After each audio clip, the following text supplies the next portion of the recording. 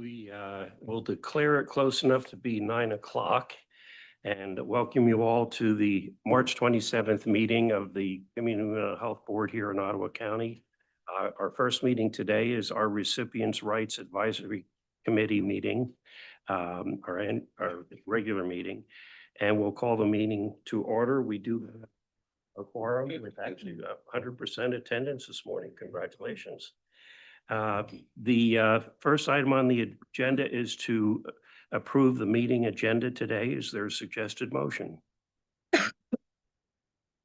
Robin? Support. Okay. Any discussion? All those in favor of the motion respond by saying aye. Aye. Opposed, same sign. Motion carries. Next item is to approve the minutes of our last meeting on December 19th. Is there a motion? So move. Support. Any A discussion? lot of people here. No discussion, then all those in favor of the motion respond by saying aye. Aye. Opposed, same sign. Motion carries. We do have public comment regarding recipients' rights. If anyone would like to speak to the board. Okay, not hearing no requests, then we will move to the new business, which is the CMH Directors of Recipients Rights Report. All right. So Welcome, Brianna. thank you. Good to see you all today. I think Amanda probably amended the agenda because for some reason my brain was thinking, yes, I have all week to get this to Amanda. But that was last week. So Wednesday she was, do you have it? And I was like, I have everything but the quarterly report, but I stayed late, did it, fine-tuned it on Thursday morning. So I think you got it ahead of time. So just the first 3 boxes, those are the open and closed complaints in December, January, and February. And I believe last meeting, so back in December, under service site, I usually listed contractual or contracted or agency. And welcome. And I think there was a request to kind of elaborate on that section and say kind of, you know, was it an outpatient center? Was it a residential site? That kind of thing. So I did elaborate. So you'll see in each box, for example, in December, there were 5 complaints that were received. And all of those complaints were from residential sites. So licensed adult foster care homes, that would be your residential. All of them required an investigation, and you'll see that I closed one out. It was a self-determination complaint that came in. It was a pretty easy one. The holder of the employer of record had already taken corrective action, so it was simply just writing up the report, talking to the staff, writing up the report, and I already had her plan of correction, which she had suspended that self-determined staff for a few days. I think he or she got like 3 days off or something for the neglect. Then if you look in January, there were a great deal more complaints received. There were 11, and I closed out 10 complaints. And again, elaborated on the service site. You'll see under, for example, 3821, the very first one in January, that was an outside Office of Recipient Rights jurisdiction because the complaint actually was regarding an inpatient stay at a hospital. And of course, the inpatient behavioral health, psychiatric care, they have their own rights system. So I just send a letter saying, hey, you know, for example, it could be Harbor Oaks or something like that. Here's a Harbor Oaks recipient rights director's name. This is his or her telephone number. I don't have jurisdiction, but they will reach out to you within 5 days of receipt of this letter. And then I forward that to that hospital also for follow-up. There were a couple no rights involved also. But again, the very next month, I think it was the same self-determined case. was substantiated again. She had already taken corrective action, and of course, that person the employment was terminated. So lots of good things have gone on, especially in January. We closed and opened a great deal of complaints. And then moving on to February, let's see, I gotta go to the third page. Brianna, could I ask you Yeah. a question? Back on that 3821, outside of our jurisdiction, that Yep. was one of our consumers though, right? It could be or it couldn't be. Oh. I don't recall. I don't believe it was an Ottawa County recipient. Mhm. If it were one of our recipients who was in a, crisis setting, would we not be interested in learning the outcome of that? If it was one of our recipients and it happened in a hospital in inpatient behavioral health, yes, they are required by contract to then send us a copy of the summary report. And you would include that in your report? I do not. I just hold it aside and I just assure when I review it that it meets all of the requirements. Thank you. I did not hear back from this particular hospital. And I believe it was probably a no code either way. I don't think it included a code protected right, so I probably wouldn't have heard back in their defense. They wouldn't have opened it. Good question, though. Harlan Hospital is really, really good about sending us and coordinating and collaborating with us. If we refer somebody to their behavioral health inpatient, they will send us their summary reports. So that's really nice when complaints come to them. So that works well. And then in February, I think there were 3 complaints received, and then I closed out 6 complaints. So I was trying to catch up on the previous 3 months because I needed to close them out for obvious to meet criteria. So as you can see, all of them are done within 90 days. That's a requirement. The asterisk next to some of the numbers in length of days indicates that status reports were sent out. So if you'll see, like on page 2, complaint number 3808, that was done within 90 days. You'll see an asterisk next to that. That indicates a 30 and a 60-day status report were sent out, which is a requirement prior to the report of investigative findings. But all of them meet the state's requirements, and all of the plans of corrections that came in are reviewed by Dr. Brashears and I. And of course, that has to meet the letter of the law also. So if somebody had a substantiated abuse allegation and the employer sent back that verbal coaching was done, well, that does not meet the letter of the law of the Michigan Mental Health Code. So we would send that plan of correction back to the agency and say, nope, try again. It's disciplinary action. It's at least a written reprimand up through termination, and make sure that they provide us with a sufficient written plan of correction. Any questions about the complaints that were opened, closed, the timeframes, anything? All right. Moving on to the incident reports, staying really consistent. I would say we are in the low 200s up to the high, maybe up to 300 incident reports a month. So those are not recipient rights complaints.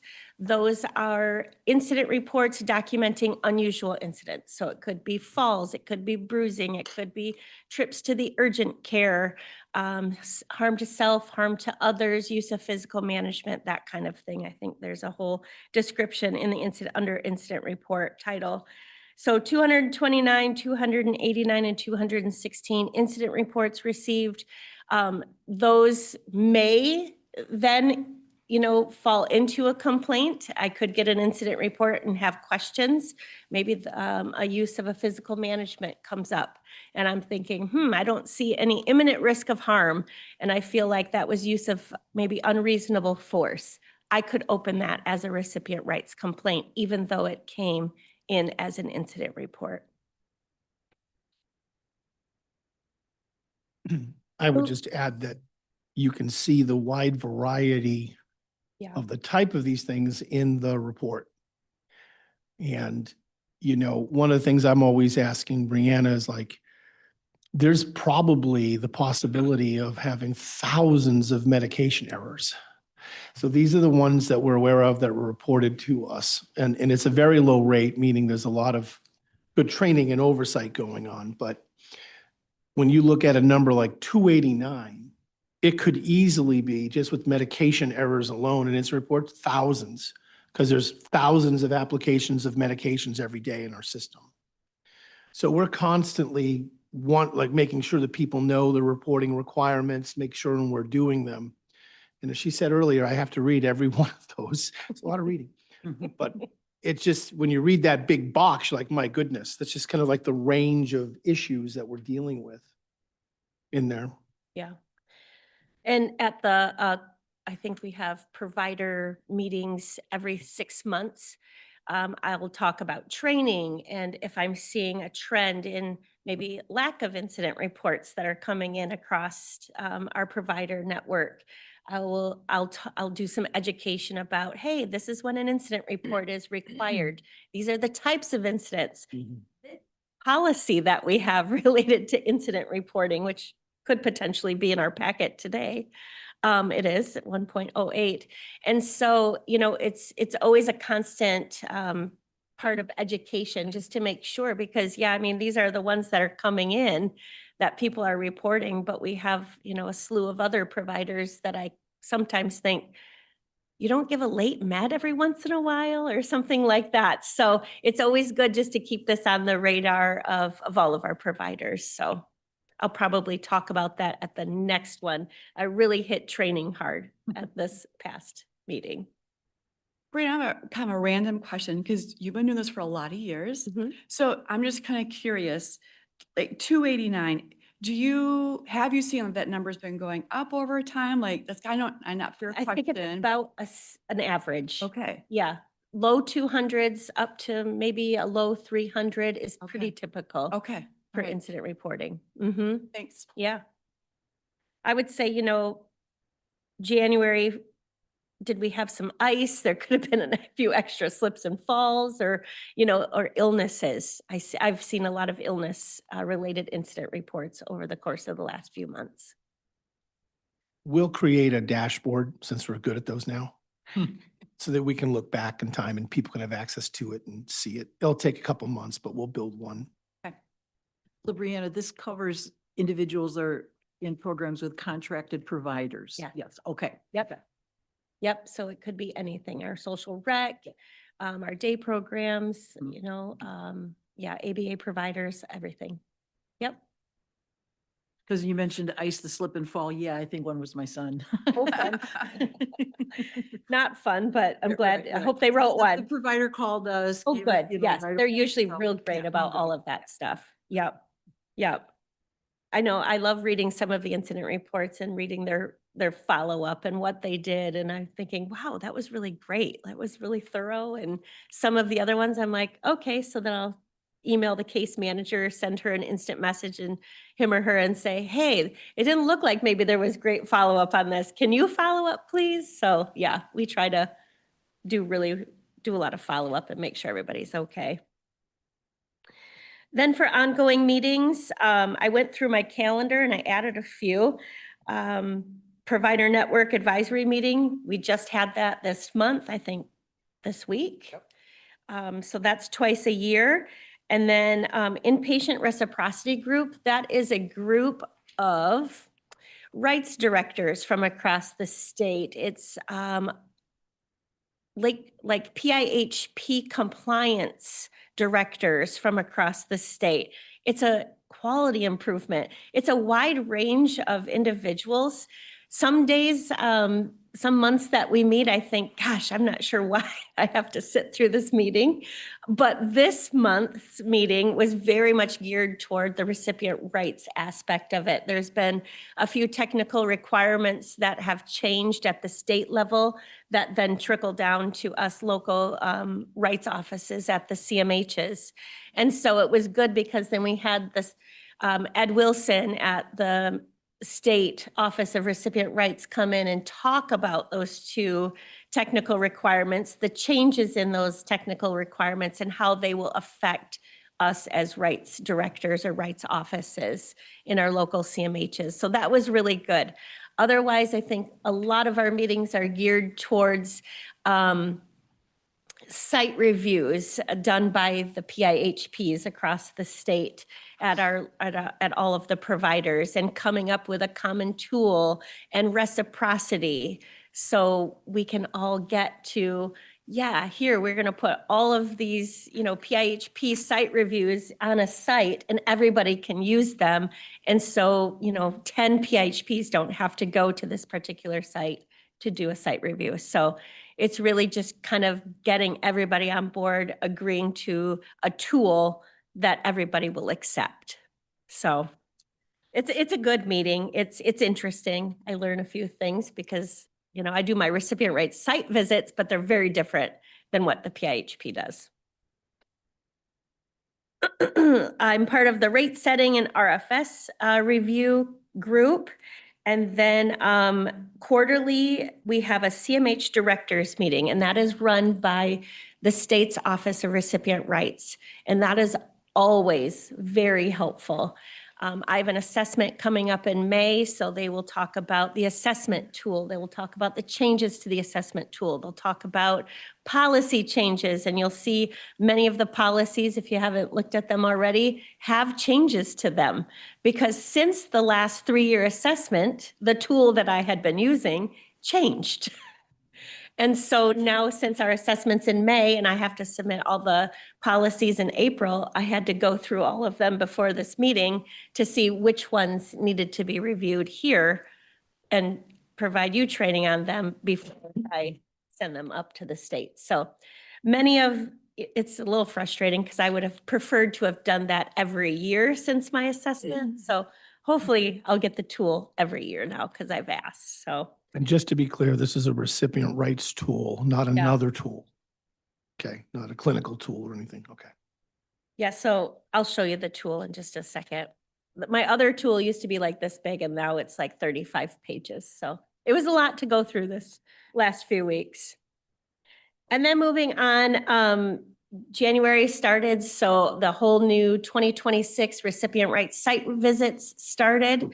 So I'm starting back over, going to all the providers again in 2026. So if they do not see me for other reasons, for complaint resolution or anything like that, they definitely see me once a year. It's great. It's good to put that face with that contact, that face with a name if someone is new. And it's good to catch up with some of the people who have been doing it a really long time because they still have questions. And we can collaborate and be proactive when we do the site visits too. So I plan a little extra time knowing who I'm going to go see on certain times because I know they're going to have lots of questions, or we're just going to catch up and chat for a few minutes about what's all going on in the organization. So January, I did 3, February 6, March. I completed 6 already for this month. So April, I typically do not plan site reviews. Nope, I do a few site reviews in April. June, I do not plan site reviews because I have a 2-week vacation that I go on. But all the other months I have site reviews planned. So I think last year I was probably around 80 site reviews, including Holland Hospital's inpatient unit and their partial hospitalization program. I think some homes or programs have closed, but we've also gotten new programs under contract. So a lot of ABA providers. So I've added a few. So I'm probably still around 80, maybe closer to 90 for 2026. But that's really nice though, because then all of us within the Lakeshore Regional entity, we can share all of the site reviews and we don't have to duplicate them. Reciprocity works really great here in the Lakeshore Regional entity. It's nice. And it's nice for the providers too. And then for training, I'm still providing in-person training twice a month, knowing that that does not work for everybody. So we also offer the Improving MI Practices online, the e-learning new hire rights training. That's 3 modules for residential staff. It's a little less maybe for a community living support worker or somebody who's providing outpatient therapy or ABA services. But I did talk about that at the provider meeting because some of our providers were making their staff take all 6 modules, including the module for physicians. So we were, no, you probably don't need to do that, and you don't need to take the SUD rights portion of it, but some people do. But many of our mental health providers do not. So you'll see that is ongoing. We finished up in December the 2025 rights update for the annual update. That's required of everyone, including interns and volunteers. And so in January of 2026, the new recipient rights update came out that is online. So it's an e-learning. And I think, what did Bill Phelps send out this week? We are, at least internally, we're what, 89% compliant with rights and compliance so far. And so it's the goal, I believe, by the end of this month to be in total compliance with everybody had taken that update. So good numbers already. I mean, 176 CMH staff have already taken the 2026 rights update. That's great. So, and almost 400 contractual staff. 36 self-determination staff. That's awesome. And I've Brianna, gotten my rights excuse me. training down 3.5 hours. Goal is 3. All the recipient gets modules on. It depends. Okay, well, I'd heard that. Like there from was a county to second county? part- Well, no, I heard recently that the first part's online for CLS workers and the second part's in-house. Nope, all the rights. So if they're doing all the training through Improving MI Practices, all of the modules are online. Nothing would be in person. Okay. And I've tried to hit home because the state requires training within 30 days of hire. That's 30 calendar days. It's not 30 working days. It's not 30 business days. It's 30 calendar days. And so, you know, a lot of employers like some of their staff to come and see me face to face in class, but that puts them out of compliance. So I've been really trying to encourage employers, hey, if they can't get to the in-person class, please have them do the 2 or 3 modules online for the e-learning. That puts that person in compliance for 30 days. If you want to then send your staff to a face-to-face training within 60 or 90 days, that's great. I mean, it's not required, but if you want that, that's okay too.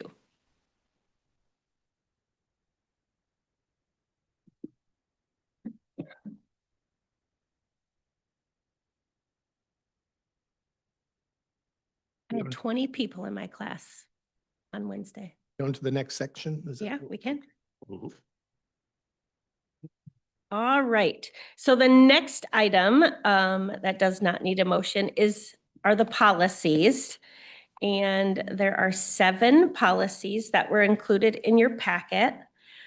I believe all of which, or most of them, had a few changes. And that is based on this new tool, 35 pages or 34 pages. I had a support staff at our front desk. She went through our old attachment that I was using and transfer what she could to the new attachment. And then I went through if there were blanks, or I just went through every single one, every policy, and just verified that it was exactly where it indicated it was in the policy. So you'll see for recipient rights office and staff, there is a few changes on page 2, and that is all based on verbiage that I got from the new site assessment tool. So I maybe deleted what we already had and just either simplified it or elaborated if it was a little bit longer than what we had previously had onto this page. So you'll see they changed training, for instance, for rights staff. Of course, needs to be done within 90 days of employment. And then it breaks it down into F about we must complete 8 hours of annual training. So the state approves rights training. So it's kind of like continuing education credits that the state approves. Back in the day, you'll see G and H are marked off. The previous tool required certain credits in certain areas. So category 1, category 2, category 3, and category 4. The state does not have categories anymore. It's just 8 hours. So that's really nice. And then previously, they would say we needed 3 continuing hours each year. Well, they upped it to 8 because we'll need at least 24 then by the time we have our 3-year assessment. So that is the change there. It's more simplified. It makes more sense because honestly, when I go to the annual rights conference, they offer all the criterias and they were not offering some of the training that they required per policy. So it really does make sense that it's just a straight 8 hours and got rid of all the categories.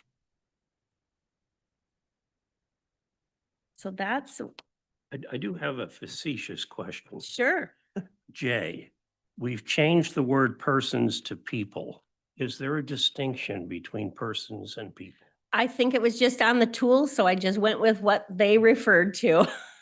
What do you, I can change it back if you like the other one. Or spell check said it liked people better than persons. That could be too. Brianna, are all of these policies, are there 1 or 2 things that stand out that were a change that you could orient the board to? Yeah, Because the rest of it's formatting changing. So I don't think we want to go policy by policy and just yeah, say, sure. I think the next 2 policies, policy 1.5, 1.6, and 1.7, those pretty much remained the same. The appeal process, that policy had a lot of different verbiage on the assessment tool, but nothing that changed the process, right? It just kind of outlined it a little different. So very much just formatting. The whole process is the same. And we'll go over that process in the training. But that's simply all those trainings.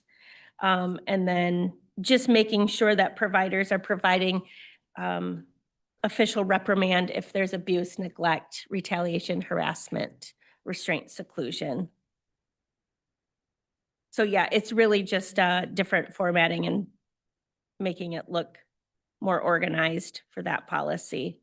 yeah, I didn't see any substantive changes No. to anything No. besides aligning it with the new verbiage, the Yep, new tool. For sure.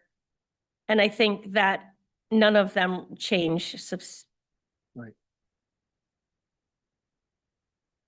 And accommodations, the last policy, the 1.27, this policy is a dual policy, so it also meets the tools criteria for the Office of Recipient Rights, but it also meets some of our CARF requirements.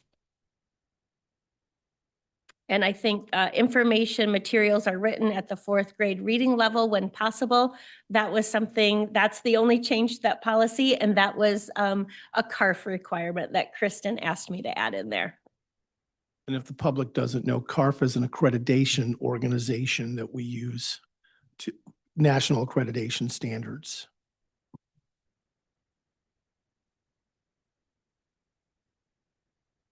All right. So then you have the recipient rights fiscal year 26 budget. I can try to answer questions. I don't Just really no- know, but Just to, on the budget, it's going to be pulled up, the salaries is for 2 FTEs. yes. And all through that, You know, obviously we haven't hired that second FTE. Brianna's wanting me to wait till after our survey or something coming up. And really, yeah, Dr. Bashirs keeps saying, when do you want to post? When do you want to post? And I said, can we please just hold off until after the May assessment? Yeah. Because then it just, you know, it's just easier. That person, it would just be complicated. And then it just makes everything more smooth. If the next assessment, then they can review that new person's training, et cetera. So, yeah, so that, the budget does include 2 full-time employee positions. But yes, we are hoping to hold off until after May. And I don't really know all the rest. I think it's all required stuff. Yeah. When are you posting then? I am, After May, After May? so June. Okay, June. Well, when in May is the, it's right after tulip time. I think it's like May 12th, All right, 13 so and 14. right after that? I was just guessing it'll take some time to hire someone, so. Oh, for sure. Well, she says that, but we're one of the most sought after. I mean, Brianna's like, everybody wants to work. In fact, we had another position that was vacant. Yeah. They thought it was that position, and I think you got like a slew of phone calls. Can I be Yeah, allowed to work I with you? kept getting emails and instant messages and they kept saying, Brianna, can I be your assistant? And I was like, oh my gosh, Wrong I'm position. assistant. And I was so confused. I Yeah. said to Dr. Bashirs, I go, all these people keep emailing and calling me, asking if they can be my assistant. I don't know what they're talking about. Yeah. So then one of our other directors helped me go online to see went online to see the posting, and it was our compliance department. So I anticipate that we'll have a lot of applicants because of our, and I'm making you blush, Oh, thanks. our award-winning rights officer, who's been recognized statewide several times. So I have the opposite feel that we're gonna be like, oh my, we got 900 people that want to. Yeah. So, but, you know, I trust her work, but you can see the sheer volume, the amount of it, and I'm just reading the stuff. I don't have to do the investigations, but, you know, I probably spend several hours a week reading these things, because I do read every single one before I put my name on it. And sometimes she'll put things in there to see if I've read them. So I'll be like, did you see yeah, it was on that, and you make sure I'm reading them. I thought you said you substantiated, but you wrote Right. unable to That's substantiate. right. You trying to trick me? Yeah, no, I do think we will get some activity for the posting. Internally, I think we'll also have some outside current rights officers that may be also interested in that position. So, And just a statement before she gets to the training, I haven't told her this, but one of our next Did You Know series for the community will be this training. So that we can go through it with the community, because it won't be adequate to understand everything in your orientation today. But there's enough useful information about rights. Now that we know the state's not privatizing, the rights system's going to stay the same. We'll get our Did You Know series up and running again with these key elements of education. And Brian, we'll not in May, we'll start, June. we'll do rights coming up. Well, we'll have 2-3 hours of interaction with the public on it. that would be nice. That'd be fun. I'm just really glad you guys mentioned it because you do amazing work. But I've just been really, God forbid something would happen. You have a heavy job. And I would like, from a business perspective, to have somebody that could just come along and assist if something, like I said, God forbid. So I'm glad, because it's really time to have help. We really needed to figure out what was happening at the state level. I Because understand. there were questions related to rights. I understand. And of course, the judge ruled that, well, that's got to stay the same too. Yeah. So unless the state decides to centralize rights and do it differently, we would still need more people. Just reading all your reports and all the numbers and all that and the site visit, like one person can't do that. And just to have come alongside so nothing happens to you. Yeah, I think about that often. Absolutely. Mhm. Okay, if there's no further discussion or questions, we are open for a motion as stated in your board packet. So moved. Support. Any discussion on the motion as shown? All those in favor of the motion respond by saying aye. Aye. Opposed, same sign. Motion passes. Michael, this will be taken up at our next board meeting. Do we actually need to take a roll call vote on that? Because it is approving a Yeah, budget. that's true. It wouldn't hurt. Let's do Might as that. well. Yes. Yes. Yes. Yes. Yes. Yes. Yes. Yes. Yes. Yes.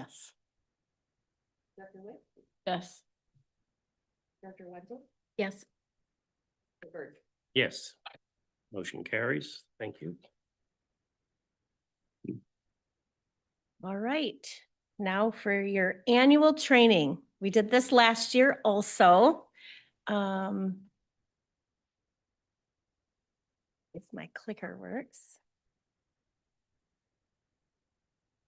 And it does. So this is the exact, if you're in the public, this is exact training that we'll go through with everybody in Yeah. the community. So the role of this committee here, of course, protects the rights office from the pressures that could interfere with impartial, even-handed and thorough performance of its functions. So really, like if I was feeling any pressure from Dr. Brashears, I could come to this group for support and guidance, right? And we would work through anything that maybe there's a conflict or something that's going on. This committee must consist of at least 6 members, a third of which are primary consumers and or family members, and then a third of that must be, and of that third, half of that has to be primary consumers. So we meet, I believe, the standard when I go through it. So we are in compliance there. And the State Office of Recipient Rights will review the composition of this committee during the assessment. They'll review all our minutes, they'll review the trainings that we do, all of that kind of stuff. So, so you protect me, you make sure that we have the funding. So we just did that to provide the services that this committee does. And then Dr. Brashears has appointed this committee to also be the Recipient Rights Appeals Committee. So if somebody appealed a recipient rights summary report, this is the committee that would review that appeal.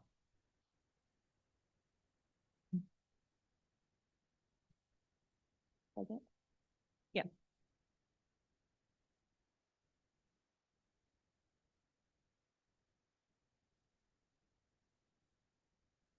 Thank you.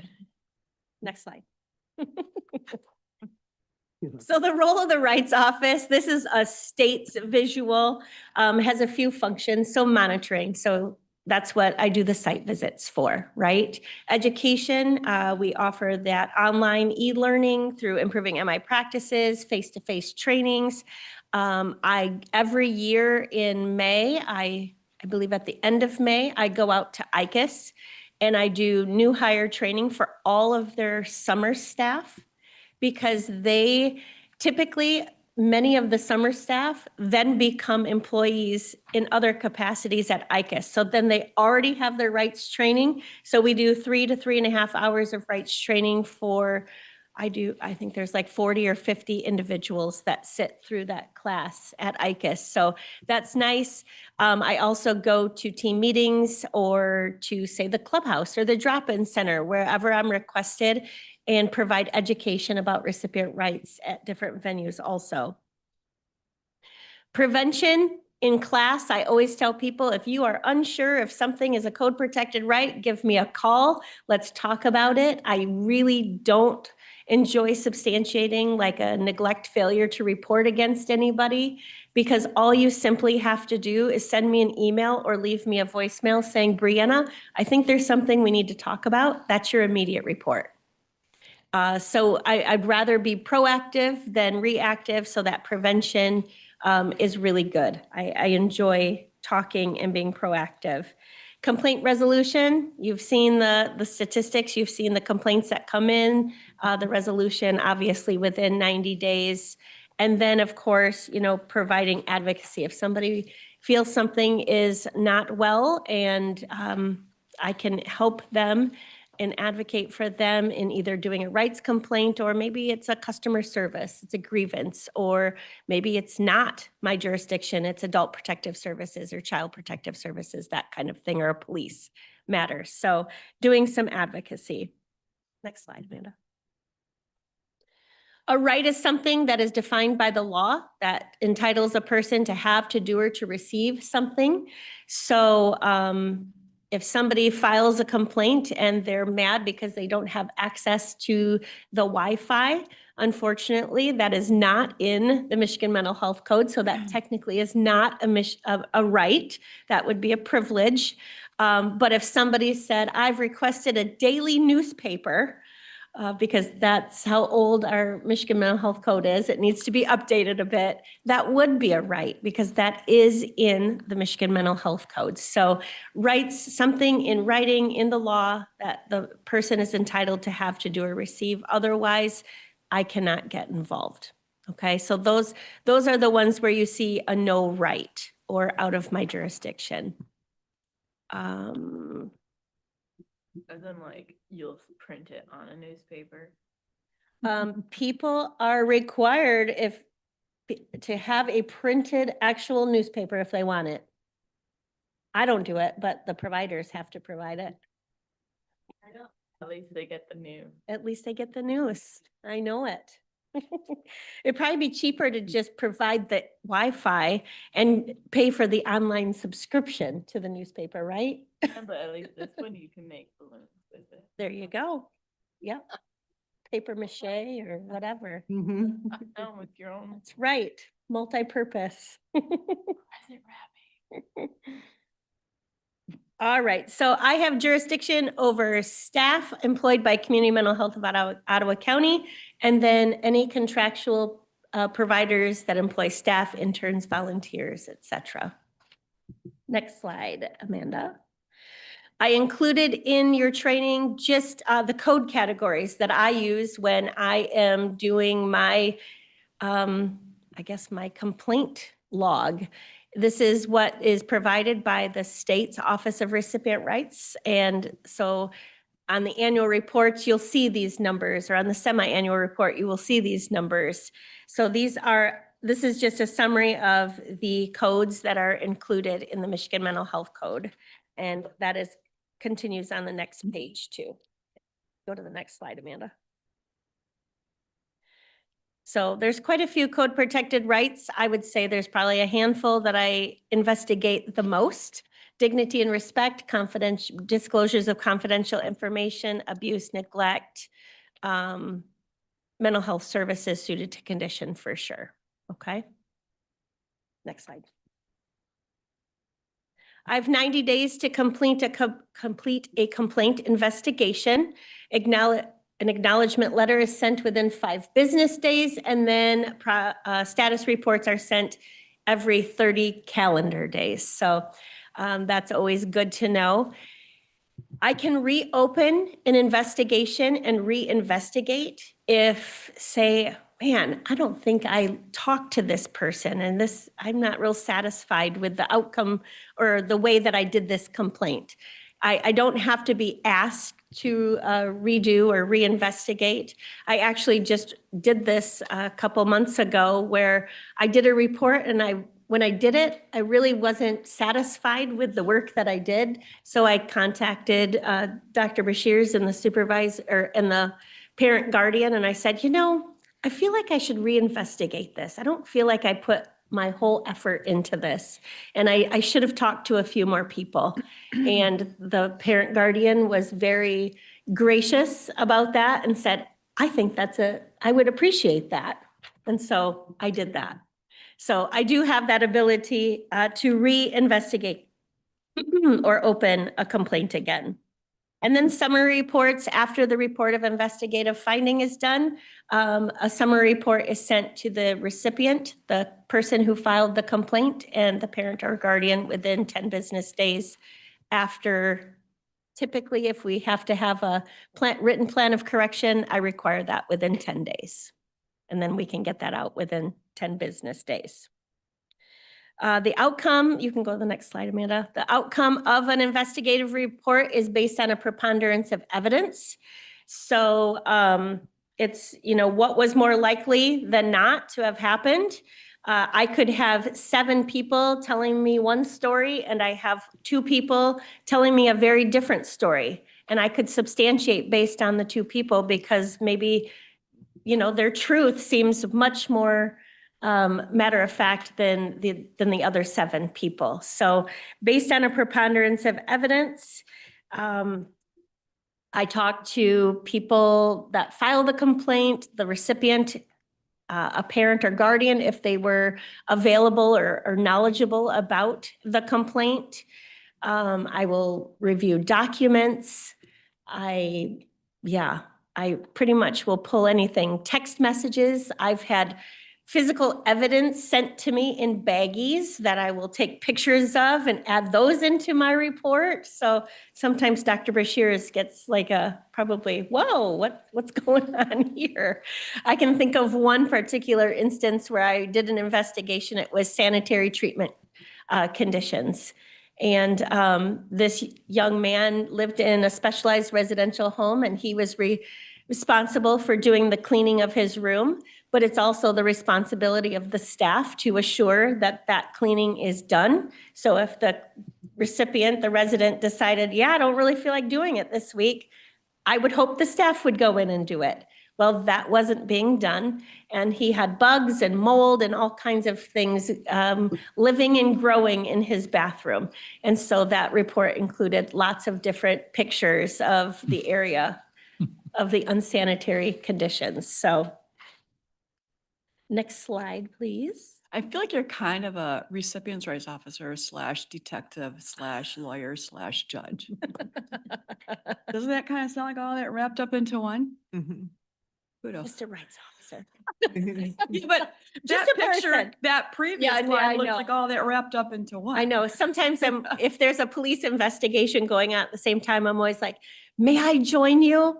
And they always tell me, no, sorry, you can't. You have to wait till we're done and then you can have your evidence. We talked a little bit about this earlier when we were doing the quarterly report about remedial action and disciplinary action. Dr. Bashir's, when he sends out that summary report, he puts his signature on that report. He is ensuring that remedial action or the appropriate disciplinary action is being taken when a rights violation is substantiated. And so we do not want to send out a summary report where it is not meeting the letter of the law. Like I said, if somebody was guilty of neglect, we can't have just a verbal coaching, for example. Next slide. Just a visual of what the rights complaint process looks like. My complaint process looks a little bit different. When the facts remedy are clear, you'll see right in the middle, like it veers off into intervention. I do not do any interventions. I just go all the way down. I do investigations. I put just as much time into an intervention that I just do a little bit more and just do the investigation. So when the state comes to review our complaints, they're all investigations. So there's one tab that I have to send that will be completely blank going to the state in a couple weeks. Next slide, please. And then the role when you transition into the appeals committee. So only the recipient, parent, guardian, and the complainant may file the written appeal. It is received after the summary report is received by that person, and the individual or their parent, guardian, or the complainant has 45 calendar days to submit a written appeal to you as the committee. Grounds for an appeal. So if somebody says, I just don't like the outcome of this investigation, that's not grounds for an appeal. Grounds for an appeal has to be the investigative findings are not consistent with the facts, laws, rules, policies, or guidelines that are outlined in that report. It could be if the report required action, like remedial action or disciplinary action, that action will not provide adequate remedy to prevent recurrence of that rights violation. So if no action is recommended or required, that's not an appealable action. And then the third appealable action is if the investigation was not initiated or completed in a timely fashion. So if it took me 92 days to complete a report, investigative report, well, that's an appealable action. Okay. Next slide, please. So if an appeal is received, this committee, I believe it's 2 people from this committee, so probably the chair of the Recipient Rights Appeals Committee and 1 other person would review the written appeal and within 5 business days, make a determination if the appeal will be heard. So it meets one of those 3 criteria or more of those criteria, or if it does not meet any of their criteria, to deny that appeal. Okay, so that's done within 5 business days. And then after the appeal is received or accepted, this committee has 30 calendar days to review the appeal and take action. So you either uphold the investigative findings as is, you could return the investigation to the rights office to do further investigation. You could uphold the recommendation and maybe recommend additional action be taken, whether that's to the remedial or the disciplinary action. And then you could also request an external investigation by the state's Office of Recipient Rights. And then once that decision is made, one of those 4, it's not 1 and 3, 2 and 3, it's just 1. You would pick one of the 4. You document that and that's sent out within 10 business days. This committee, the Recipient Rights Appeals Committee, only hears an appeal once. So if you hear an appeal and you uphold it and recommend 0, so you take action 1, then in your documented decision, your next recommendation, if they were not happy, would be a 2nd level appeal, which would then go to the State Office of Recipient Rights Appeals Committee. Question, Bianca. Yeah. Presumably, a parent, guardian, or a consumer would initiate the appeal. Correct. Would they have the opportunity to present themselves at that hearing for testimony? It's up to the Recipient Rights Appeals Committee. They either can just review the documents in front of them, or they may ask to have people present to provide testimony. It's up to the committee. Yep, good question. And to date, we haven't had any. We haven't had to execute this, right? So structurally, if we started a slew of them, we would use the normal board meeting, monthly meeting, and have the committee come first. Mhm. We wouldn't call a special meeting, but since I've been back, we haven't had one. Yeah, I think in our last 3-year assessment, I think we had 1 or 2 that the state had to go through and make sure, because it's a very specific process that Recipient Rights Appeals Committee has to adhere to. There's timeframes, you have to include on your letters, this person, this person, this person, and this person, like it's very prescriptive. And so, when the state comes, it's almost like, ooh, you've had appeals, yay. Because they can usually like ding you on certain things because it is so prescriptive. And I mean, it's a really important role. It's a really important role. And so when we do have the appeal, I always provide the committee with Chapter 7A, which deals with appeals, because then you can go right through the law and make sure, yep, got that, and make sure everything is in order for when the state would come to do an assessment. The next slide is just another visual, kind of like the complaint process. This is the appeals process. So I would also most likely provide you with the committee with this process to help walk through what's necessary when there is an appeal. I know Vonnie's been through a couple.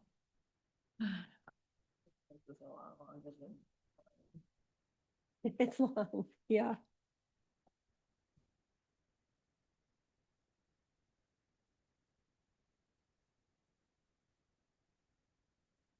Yeah. Questions? Yeah.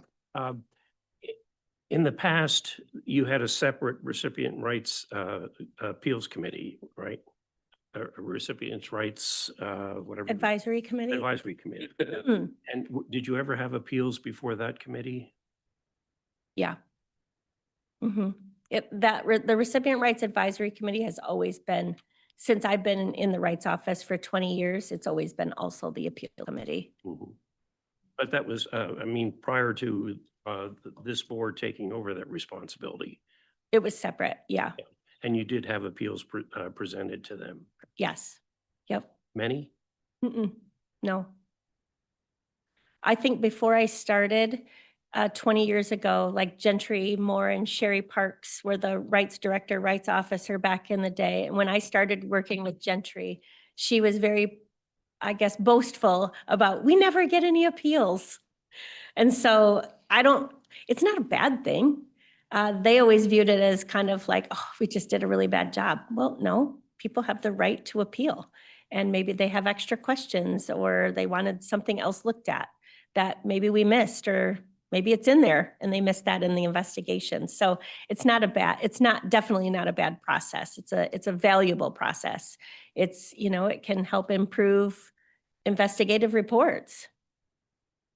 But yeah, no, there's historically not been a great deal of appeals. Thank you. Mhm.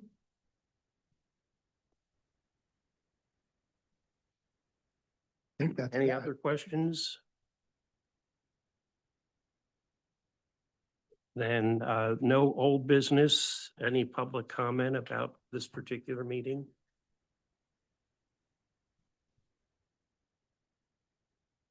Rosalie Austin, City of Holland. I'm looking at the self-directed technical guide covers instructions to PHPs and their CMHSPs affiliates for implementing self-directed services version 2.3, March 2024. And there's something called rapid training where the individual should be able to hire the person after they pass their background check and register for the classes in order to start as soon and quickly as possible. And it contradicts what's actually on the new employee packet that says must be done before work starts. The training grid from Recipient Rights Online Classroom due complete prior to providing services in 4-hour face-to-face within 30 days of hire. It's my understanding with the rapid training that should be offered that you can be registered for it, but start. And that's not happening. But you should do the IPOS training and pass your background and then register for the other required trainings within 30 days. It might be 60 days or 90 days. It's varying from county to county, but we want to get closer to standardizing the expectation and process amongst counties because there's a lot of confusion about when can they start. Then it gets dragged out 2 to 4 weeks when we need that person right now. Thanks. Thank you. Brianna, is it possible for someone to do the training before they are hired? Mhm. Yep. So that would be a solution too, Rosalie. Just if you have a prospective employee, ask them if they've already taken the training. It could be also just some tweaking on the training center's website. You got to tweak our Yep. website. It's my understanding that once they pass a background check and register for the trainings, I believe the IPOS must be done because that's the whole job description people should know that IPOS front to back, line by line in order to do the job, but shouldn't be held up because they haven't done the recipient rights training. And I ran into a person that worked for a facility but wasn't able to get the Relias trainings from their other employer. So my best practice is, yeah, get your trainings done before you start, because then you're always on them. Have you done it yet? Have you done it yet? When it is, start after. But with people retention and people don't stay and you need person now, then, we shouldn't be held up by that. And yeah. Thank you. Anyone else wish to comment? Anyone online? Okay, then, absent any objections, we will declare the meeting adjourned. Thank you. Thank you. The next order of business is our regular CMH Board of Directors meeting today. And we'll ask Kendra to do the invocation this morning. Good morning, Heavenly Father. I come to you today with a thankful heart. I'm thankful for having had the opportunity to serve on this board and to have had the opportunity to serve alongside so many amazing individuals. Lord, I ask for your hand over this board. Please continue to guide their hearts and minds for the good of our CMH community. I also want to give special thanks for your provision of Dr. Brashears. What an honor it is to have him as our executive director. Not only does he excel at his position, but he truly has our recipients' interests and best interests at heart, and we thank you for that. Lord, moving forward, I ask that you please continue to bless the work of this board, and I ask this in Jesus' name, amen. Amen. If you are able to rise, join us in the pledges of allegiance. I pledge allegiance to the flag of the United States of America and to the republic for which it stands, one nation, under God, indivisible, with liberty and justice for all.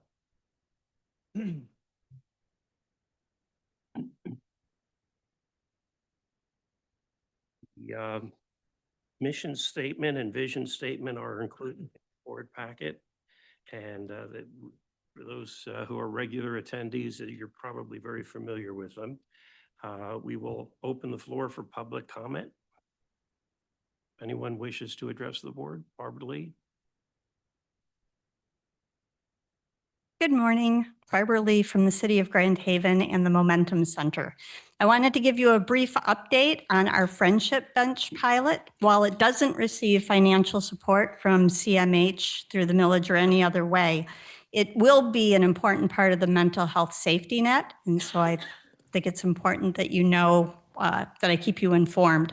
The Friendship Bench model was recently featured in the AARP bulletin, so some of you might have read about it there. It's not therapy, but it serves as a powerful bridge to therapy, meeting people where they are and helping connect them to care. I'm happy to report that our first cohort of 13 volunteers will complete their first stage of training on Tuesday next week. Then they'll move into a practice month before certification. And our goal is to have them active in the community by late May or early June. I also want to encourage you as you look toward a vote on the renewal of the mental health millage to clearly communicate the full impact of those dollars. Those of us who receive millage funding leverage it in ways that extend far beyond the initial investment. Many of the programs funded are ones that CMH has chosen to contract out, and for good reason. We're able to deliver outcomes at a significantly lower cost.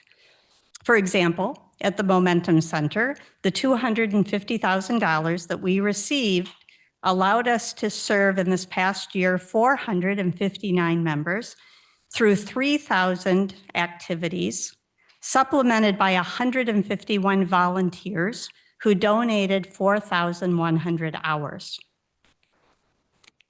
It's significant. In a research partnership with CMH, we also demonstrated that for every dollar we receive, we generate a $4 return on that investment. Consumers improve while requiring fewer high-cost interventions, which in turn opens up capacity for others to receive care. So that $250,000 creates a $1 million impact.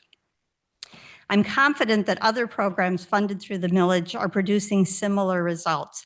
This is the story the public needs to hear as they prepare to vote. And finally, I want to be very clear about timing. The millage vote cannot be postponed until November without serious consequences. Millage funding ends October 1. A delay would force organizations to dismantle entire programs with no guarantee that they would be restored.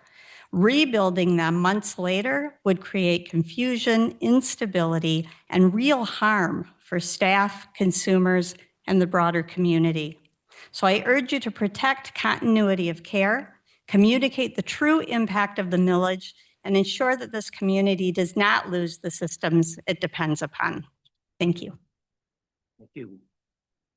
Anyone else wish to address the board? Do we have anyone online? Okay, and we'll close public comment for the first session here. Next item is the approval of the agenda. Is there a motion? Motion.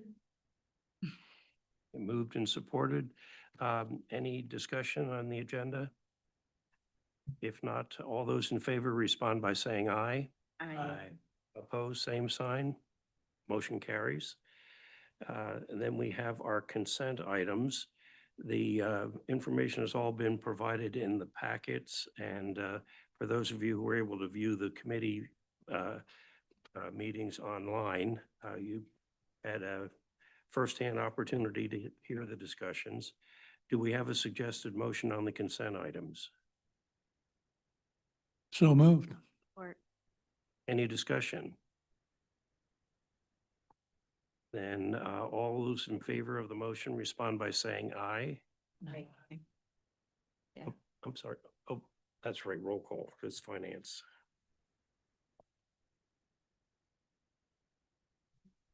Yes. Yes. Yes. Yes. Yes. Yes.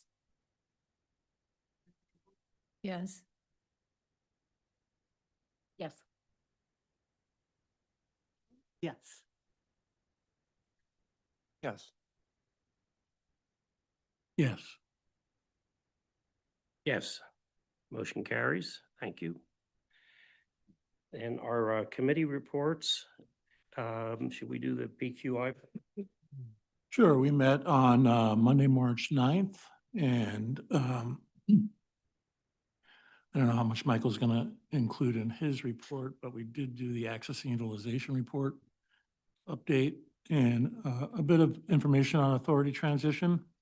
But the big presentation was our millage data and updates from our programs. We looked at all the millage data for the last year.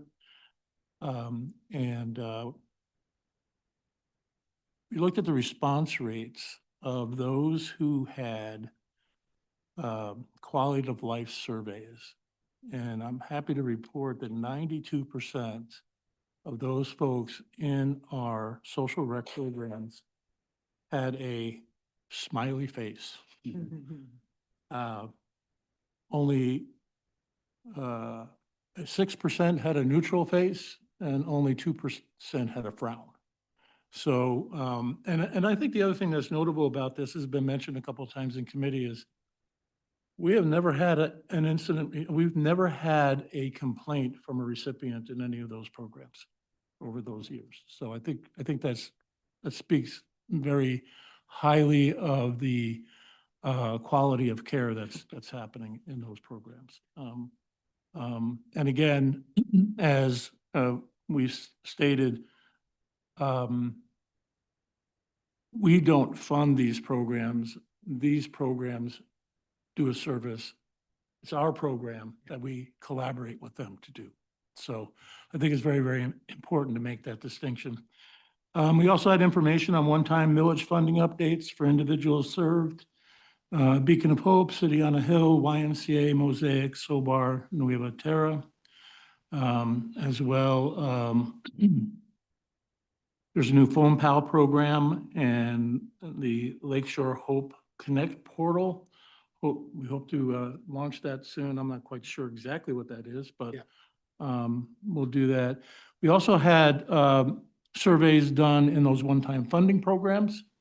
And we had a 77% agree rate that the program is significant, 22%, 23% neutral, and no disagree. So again, across the board, the quality of the work that's being done looks very, very good, and very happy to see that. So,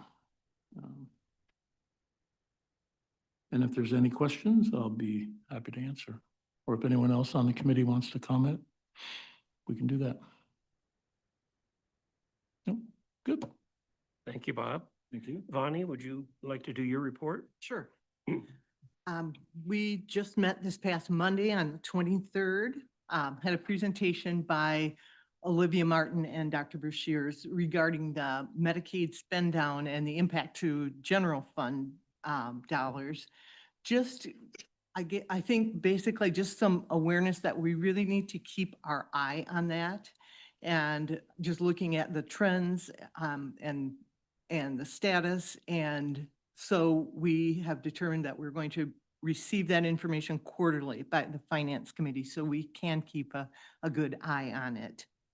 Then next were some standing updates. We talked to you before about the CCBHC and the need to closely track just to make sure, number one, that we're staying within that 51% of services being direct, and also looking at how we can avoid having to have any reimbursement reductions. So they're reviewing, the CMH leadership is reviewing that regularly, and the new system, Otto, right, is allowing that to happen where we can really keep an eye on that. And then the authority transition, that's in your report, Michael, so I won't touch on that. Mental health millage information, Anna and Chelsea reported on that. They showed us materials that they have been developing, and just looking at how everything is moving along in that area.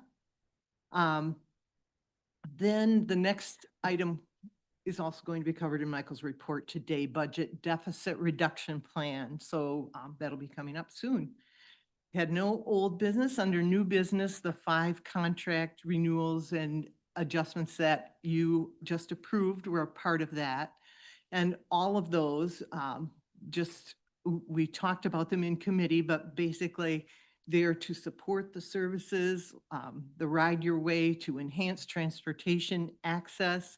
And then the agreement with Miller Johnson was for legal support as we move into the transition of being an authority status. And then Recovery Lodge LLC, that is a temporary location just needed while the permanent location is being renovated. And so they weren't listed in the original contract. Then there were 2 on PT Solutions, just continuing to provide the support needed for those services. All of these things just help us move toward providing service and moving into the change that is needed. I did miss one thing. I know, Michael, maybe you will cover this as you're looking at and presenting information on authority transition, but from the Finance Committee, one of the things we talked about is just being sure that our public doesn't confuse what's happening with the millage and what's happening with authority status, and keeping those things separate. So anything else? Any questions, or did I miss anything that any of you want to present?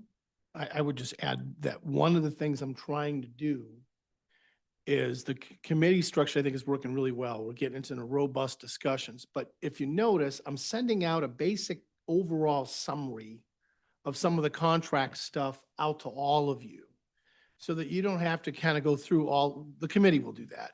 But you can see which contracts are renewed, amended, and why, and the general gist of them. So it's kind of like a cheat sheet.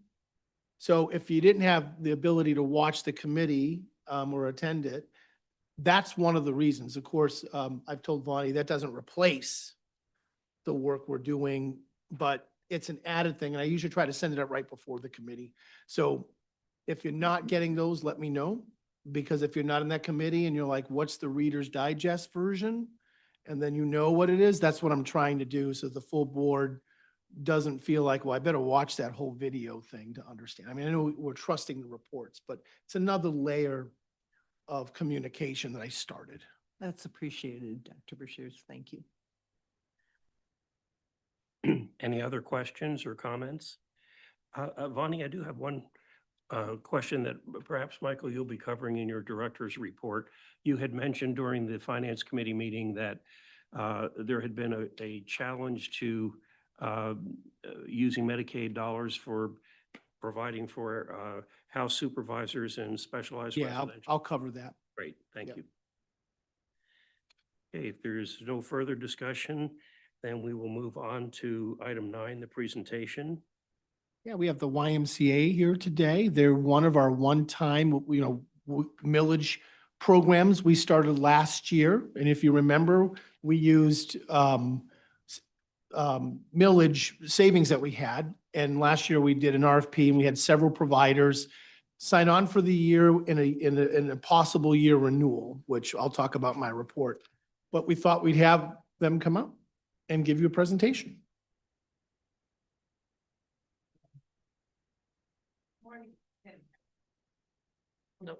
Nope. Hello. Oh, wow. All right. Good morning, everyone. Thank you for having us here today. We are very excited to share about our new social rec program. My name is Kelly Ruffing. I'm the Fund Development and Communications Manager at the Tri-Cities Family YMCA. And I'm actually sharing on behalf of Greg Coyle, who would have loved to be here. He's our CEO, and he's a licensed clinical social worker. And I gotta use my slide. He's presented to you before because he's very passionate about integrating mental health services into the physical health and wellness services we do at the YMCA. So this was an exciting opportunity for us, and I'm happy to be sharing with you. I'd like to start with just a very brief history of our integration of those mental health services. It started in 2018 when Greg came on board as CEO and integrated mental health as a priority in our strategic plan. So from there, in 2022, we started talks with CMH to provide memberships to consumers that are on CMH caseloads. And that was very beneficial because we knew and they knew that mental health is greatly impacted by good physical health. In 2023, we developed a partnership with Mosaic Counseling that has been very beneficial to our members. It provides free on-site one-on-one counseling, suicide prevention training, and support groups for our preschool parents. So I know they enjoy those. And then that brings us to 2025. Last May, when we were thrilled to hear that we had received a grant to do social rec at the YMCA with through one-time millage funding. So that's what brings me here to you today. Again, as part of our continuum of care, that's the priority in our strategic plan is to address social and emotional well-being. And so the millage funding has really pushed us to be more innovative and creative in the outreach and provision of services to the subpopulations that we're contracted for, which, as you know, are those with mental illness, substance use disorders, and developmental delays. And this is just one example of something more creative we've started since we've received this contract. We do social suppers, which happen every other month. They have a different theme, a different speaker, and the woman you see, if you can see in the cowboy hat, is actually our aquatics director. So staff at all levels have really, really, truly enjoyed implementing this program. So just a little bit about this from a strategic perspective, what Social Rec has helped us to do behind the scenes. I just wanted to touch on that before I get into what Social Rec looks like at the YMCA. We have committed to implementing the YUSA's national model for community mental health support. And so that's something that has been a priority on a national level to reduce isolation and promote community engagement. We've strengthened our partnerships with the OAISD's Young Adult Services Program and Gracious Grounds and Momentum Center. We have enjoyed working with all of those partners to coordinate schedules, to get their residents and students at the Y, and it has been a huge hit. And then we've also enjoyed and tried to do more working with our substance use disorder Social Rec members to engage members of their support groups, their providers, the courts, probation officers, different groups, to try and really get more people using the YMCA to benefit their mental health. So in getting closer to, specifically the Social Rec program, forget about the history and strategy, it has been just a wonderful experience. We have 392 members at the time I did this PowerPoint. We probably have even more now. We're growing daily in the number of members.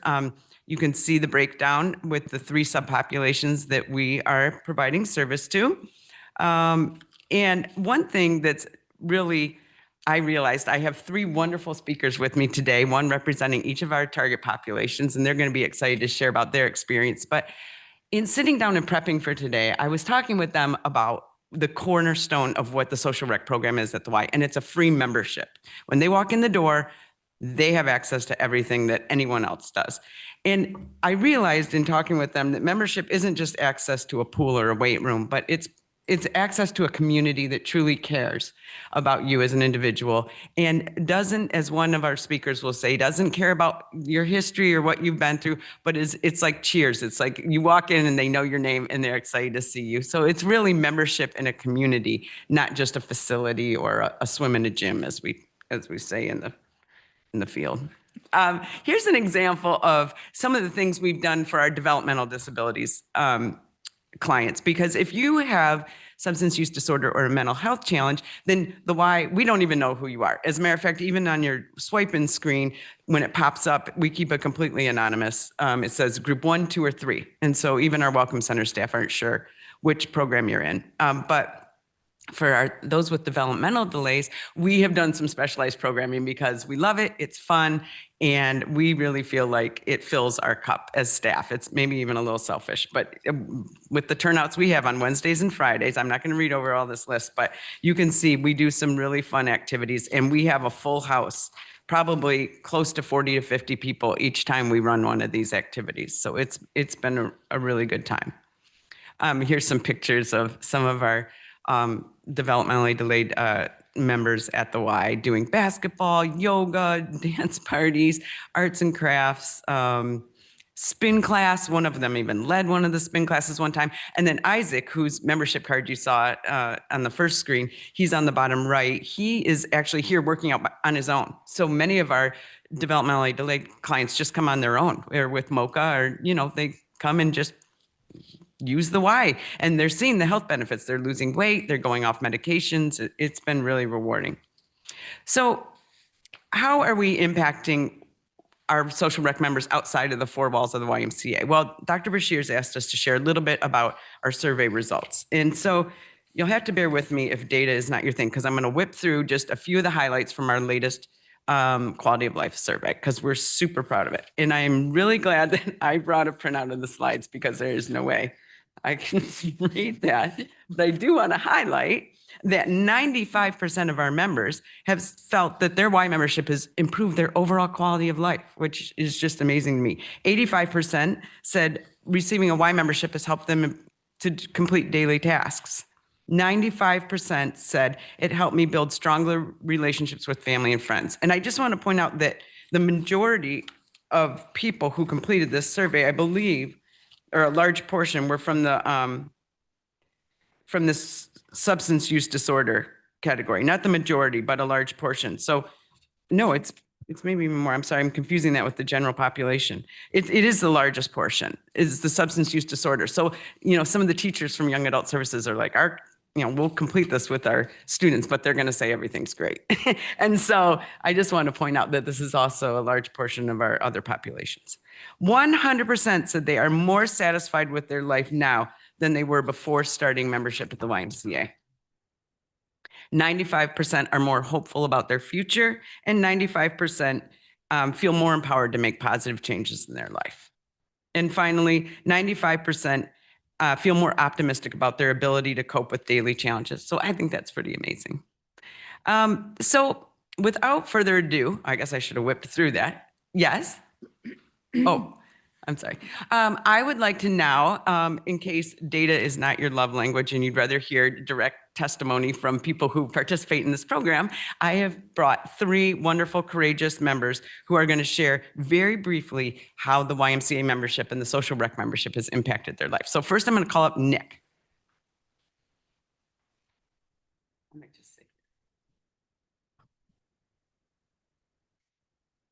Well, can you hear me good? Okay.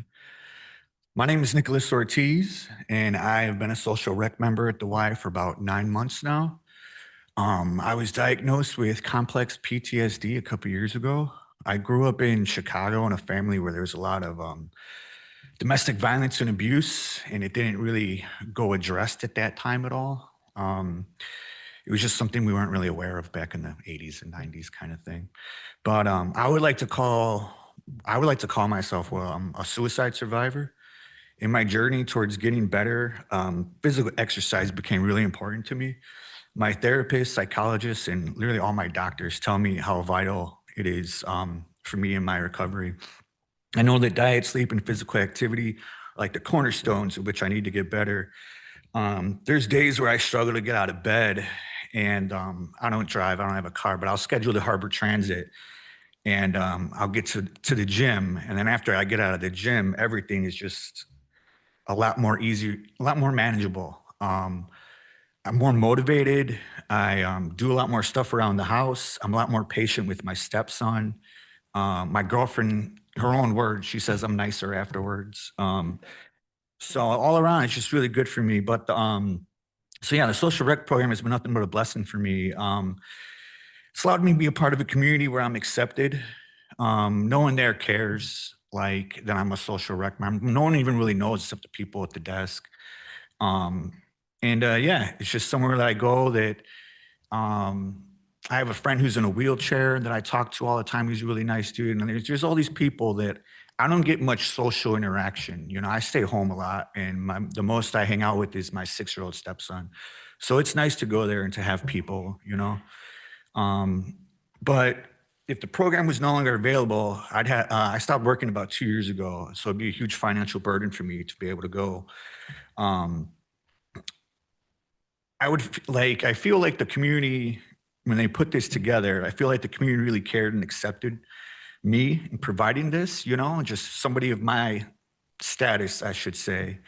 And yeah, it was a really good opportunity. It's been good, but if it was to go away, you know, I would kind of feel the opposite, like, oh, they did really care. And now, oh, maybe not so much anymore.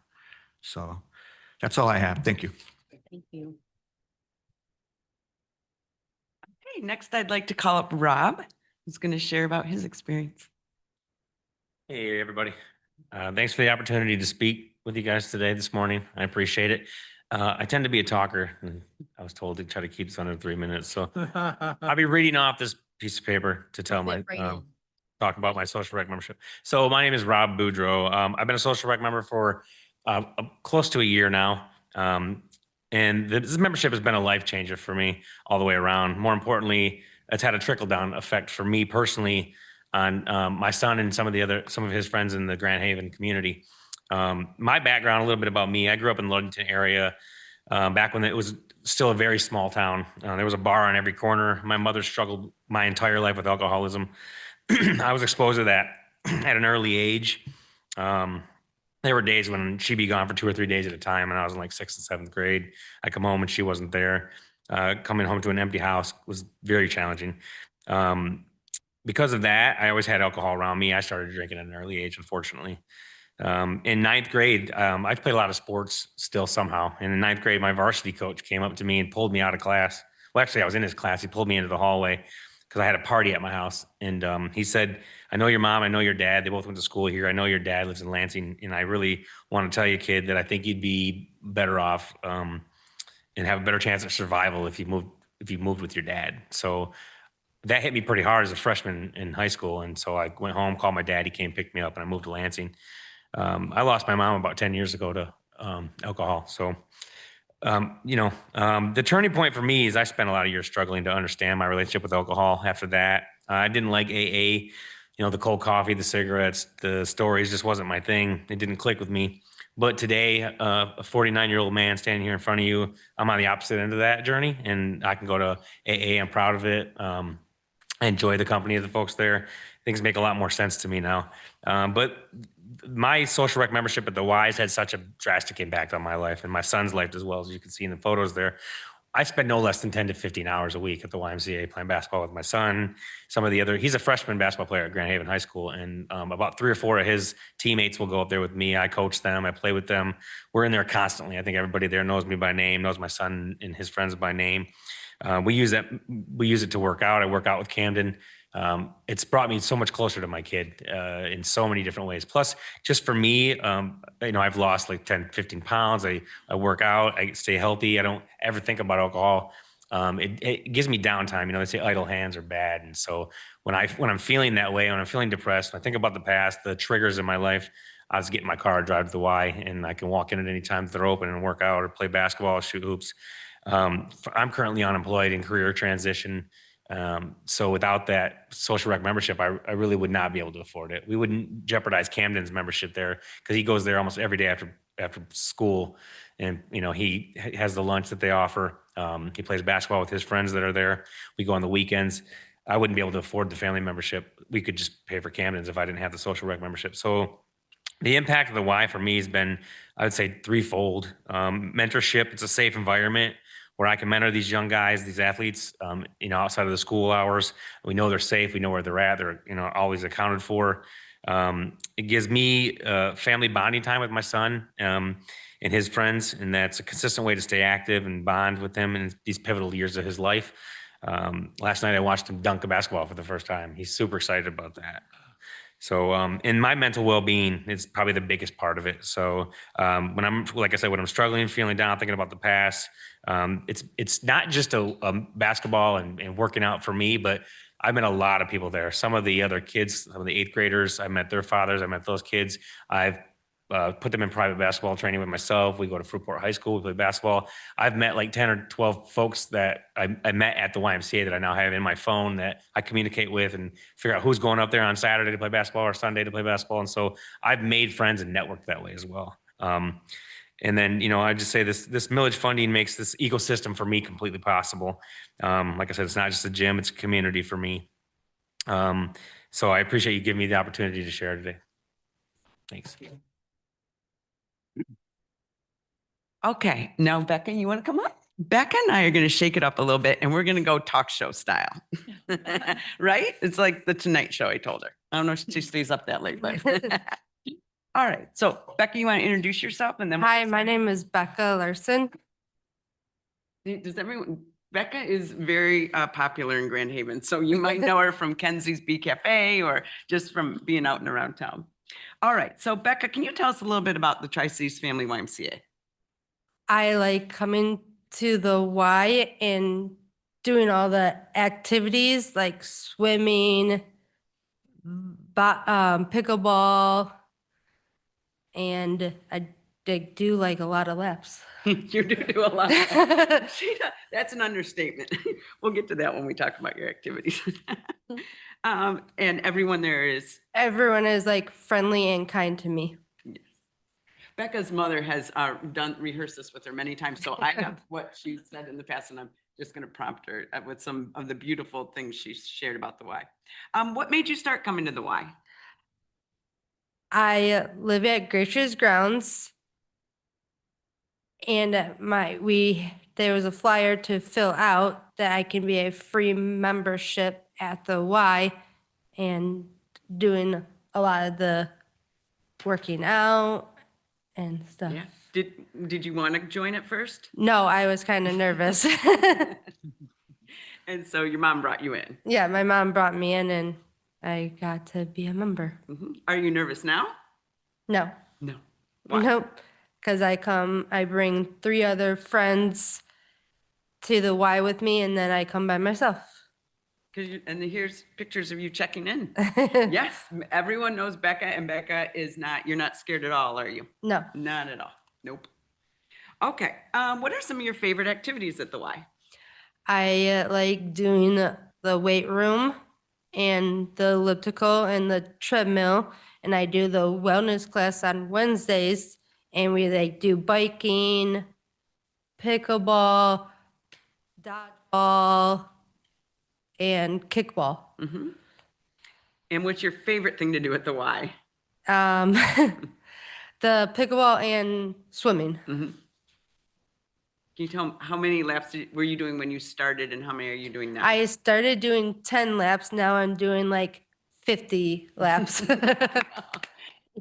Ooh, she does. She's a fish, and she has a beautiful stroke because I stand up above and watch her, and I'm like, when I'm looking for her, I'm like, there's Becca. She has a beautiful stroke, and she was on the swim team and helped with the swim team in high school. So how has coming to the YMCA changed your life? I've been coming 3 times or 4 weeks to the Y, and I recently just went to the doctors and I'm off my blood pressure medicine, and I lost 14 pounds. And do you feel more independent? yeah, I feel more independent. Yes, because it's a safe place to be independent, you said. Yes. Awesome. That's awesome. How would you feel if this membership was no longer available to you? I wouldn't be able to do anything I could do at the Y or lose weight and all that, and I would be sad. You'd be sad. And the people, can you talk a little bit about the people at the Y, the friends and the staff that you would miss? I would miss all my friends and all the staff there. And can you say Kelly is the most important? No, I'm just joking. So that is wonderful, Becca. Is there anything else you'd like to add? I don't think I have any more slides. All right, well, that's the conclusion. I just want to say thank you so much for the opportunity to implement and develop the program. As you can see, it's been a huge benefit to so many members, and we have new members joining every day. And since May 1st, we've had this has even grown 2,954 visits.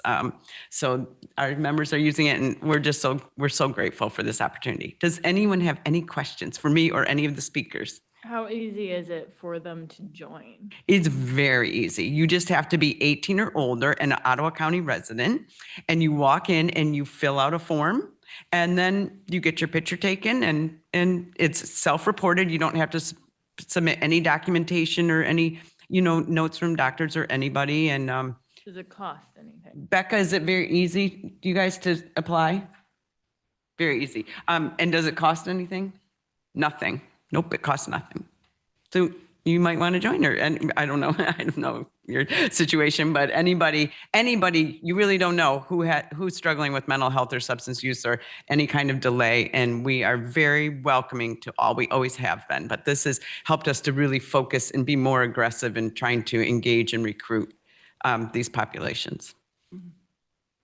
So one question I have is then how does that process work then? Is it referral based or just walk in or Both. both? Yep. People can be referred or walk in. Yeah, they can just walk in. We can even email you the application, fill it out at home, bring it in. We're happy to do that. They emailed me one, and I emailed it back. I didn't have to interact with anybody actually. I was a little nervous at first. Yeah. Embarrassed, whatever, but Yep. I know. Yay. They do have paper forms in case they can't do. We do. We have paper forms. We can, Tracy Whitehead, our membership coordinator, would be happy to sit down at her desk and fill it out with you. For some of our developmentally delayed members, I know their parents filled it out for them and submitted it, and they walk in and hand it in. They're so proud. And yeah, we are very easygoing, very relaxed there.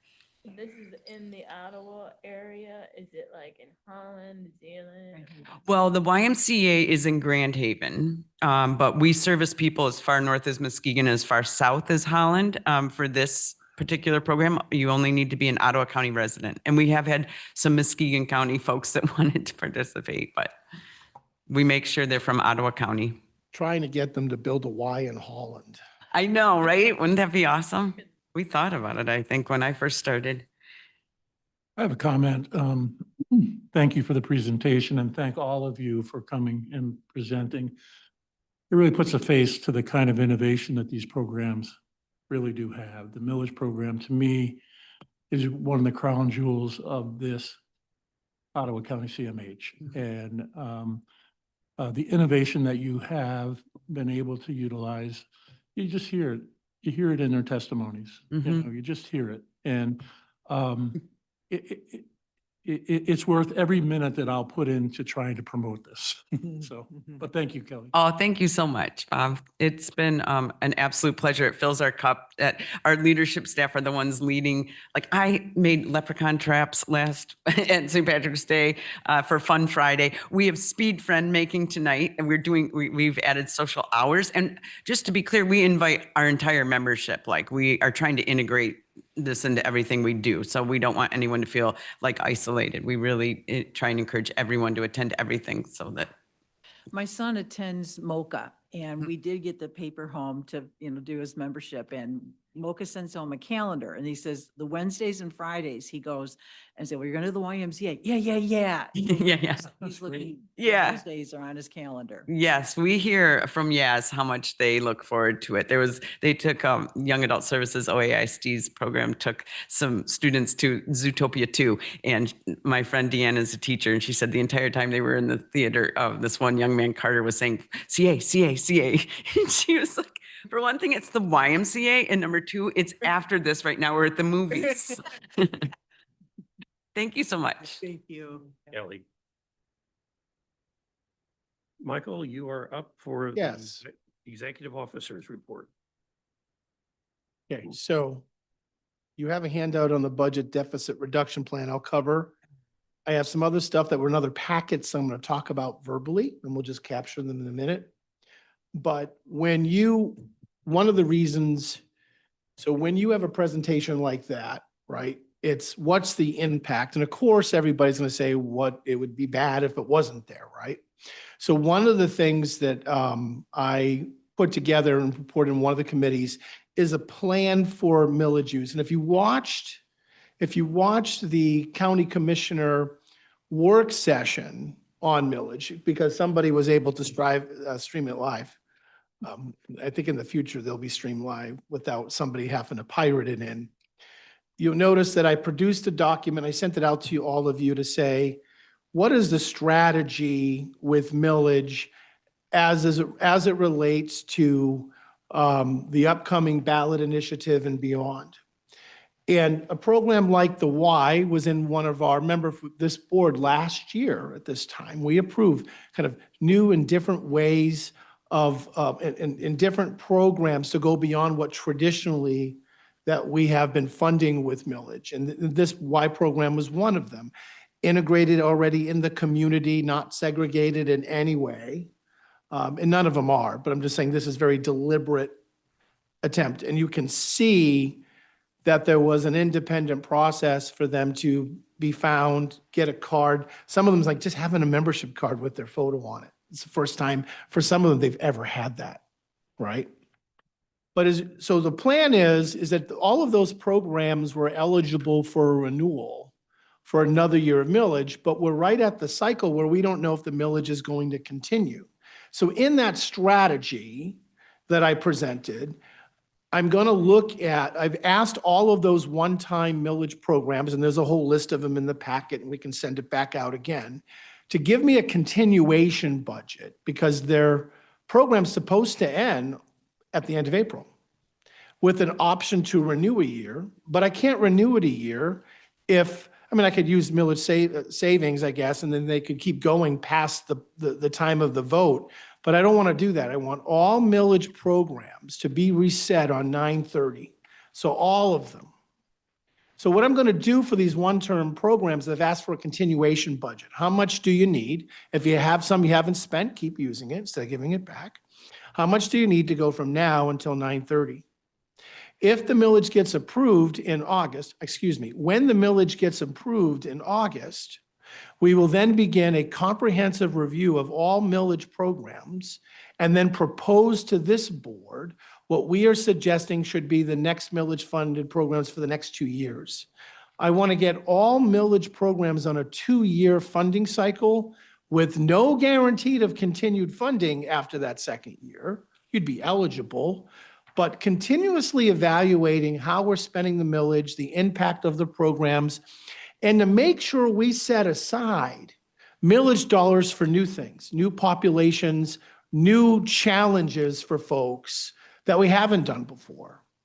So you'll be seeing, like we did last year, I had like a categorical funding, like I wanted proposals for this and proposals for this and any new programs.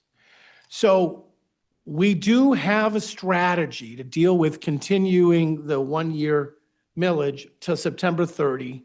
They're going to send me a continuation budget.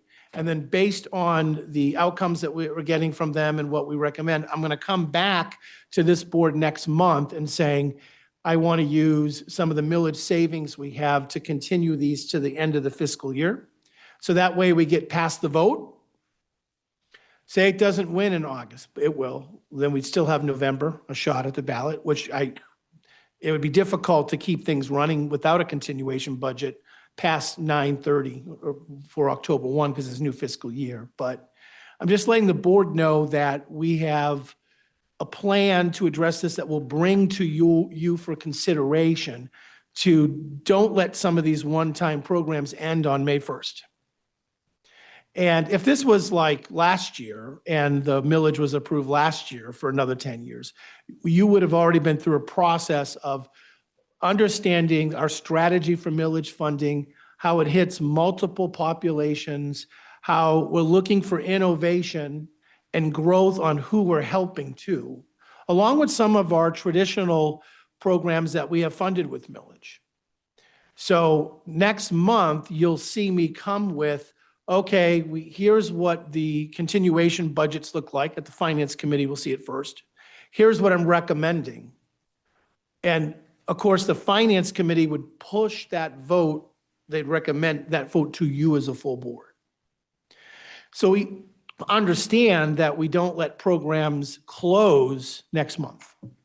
It's like City on the Hill, Beacon of Hope Counseling, Mosaic Counseling. We've literally provided thousands of services in a different way that we've never done over the last year. And then our other programs that weren't one-time funding, they already have a trajectory. We're on 9/30 this year. Their funding ends, and there's we're going to do a process of looking at all of those with all of the programs together. So I just wanted to give you a sense of that, if that made sense. And and I have a document I sent out to you that explains it. I can go through that again, but next month through finance, probably the PQI doesn't meet next month, does it? No. Okay, we'll get them involved too down the line. You'll do that so that you understand exactly the strategy of millage utilization and what they're connected to. I've already sent letters to all providers telling them this, like, hey, this is when they all end. But I wanted you to get a sense of some of these one-time programs that we've had come in. So that's why I asked the Y to come today to present. But I know it can be a challenge because like this, well, if it ends, what happens? Well, nothing good, right? So the other parts of the presentations are really the focus because we already know there'd be an impact if there's a loss of millage. That would be pretty dramatic. And we want to say that story, but we also have to keep educating the public and everybody what we're actually using it for and how to do it. Because some people, even though they've had 4,000, 2,000 visits, didn't even know they could do it. So we're going to beef up how we communicate about these things, continually looking for access. So on the millage, that's kind of where I'm at with that. We did have the work session with the county commissioners. They had very good comments for us. The county commissioners are in April are going to vote to see if this is put on the ballot in August. We have given them an analysis of why we think it should. We got a lot of good feedback saying, Michael, we had one commissioner say, you're not actually telling the story enough of the negative impact if it goes away. And at first, we didn't want to flood people with that. Like, save the whales, right? We wanted to say, well, how good it's been doing. And now we've been asked to add some of that language to ensure people understand the impact of that. And that came from Bonham, I think, Commissioner Bonham. But a lot of folks were saying that the county commission and the administrative office has been 100% supportive and understanding the millage and the need for it. They've asked objective questions about it. It's a difficult time in our nation's history to approve any new funding for anything. Ours is a restore and renew. So it's not asking theoretically for an increase, but restore it up to the original ask of mills. That makes sense. So I'm confident that we have a process. Friends of the Millage has started. And so the thing there is that as a CMH director, I can't go out and actually ask for people to vote for it. I can educate people about it, which we're going to have a strategy for that and information, but I can't actually say, hold meetings, say, vote for the millage. So I'll be talking about the impact of the millage either way. We have a whole calendar being set up of events of education related to the millage and how well it's done. But I got to say the county has been extremely supportive. There is no relationship between authority status and millage. We will have a campaign to kind of make that clear. I can, and I'll be on the radio and all kinds of saying there's no connection. Some people think because we're becoming an authority, we may not need the millage. Like, oh, does that mean they're okay now? Well, no, it's just a different way of structuring how we handle the problems. So any question on the presentation of the millage before I get to other topics in my report? I think it's actually really good that you do show both sides, because if you don't, people won't realize how much it is important in certain circumstances for certain people, which could get them out of where they're at to thrive better for who they need to be for others. Yeah, I mean, all the programs are making a dramatic impact, and that, and we will be doing both sides. I just didn't want to catastrophize too early. Oh, yeah. Now, we are one of the only CMHs in the state, well, probably the only CMH in the state that offers these types of programs funded from millage. There's other millages in the state, and 3 or 4 other ones, and they've had other focuses, and I've been contacting them and saying, oh, how have you used your millage? I mean, we use it a lot for a lot of things, jail services, all kinds of stuff.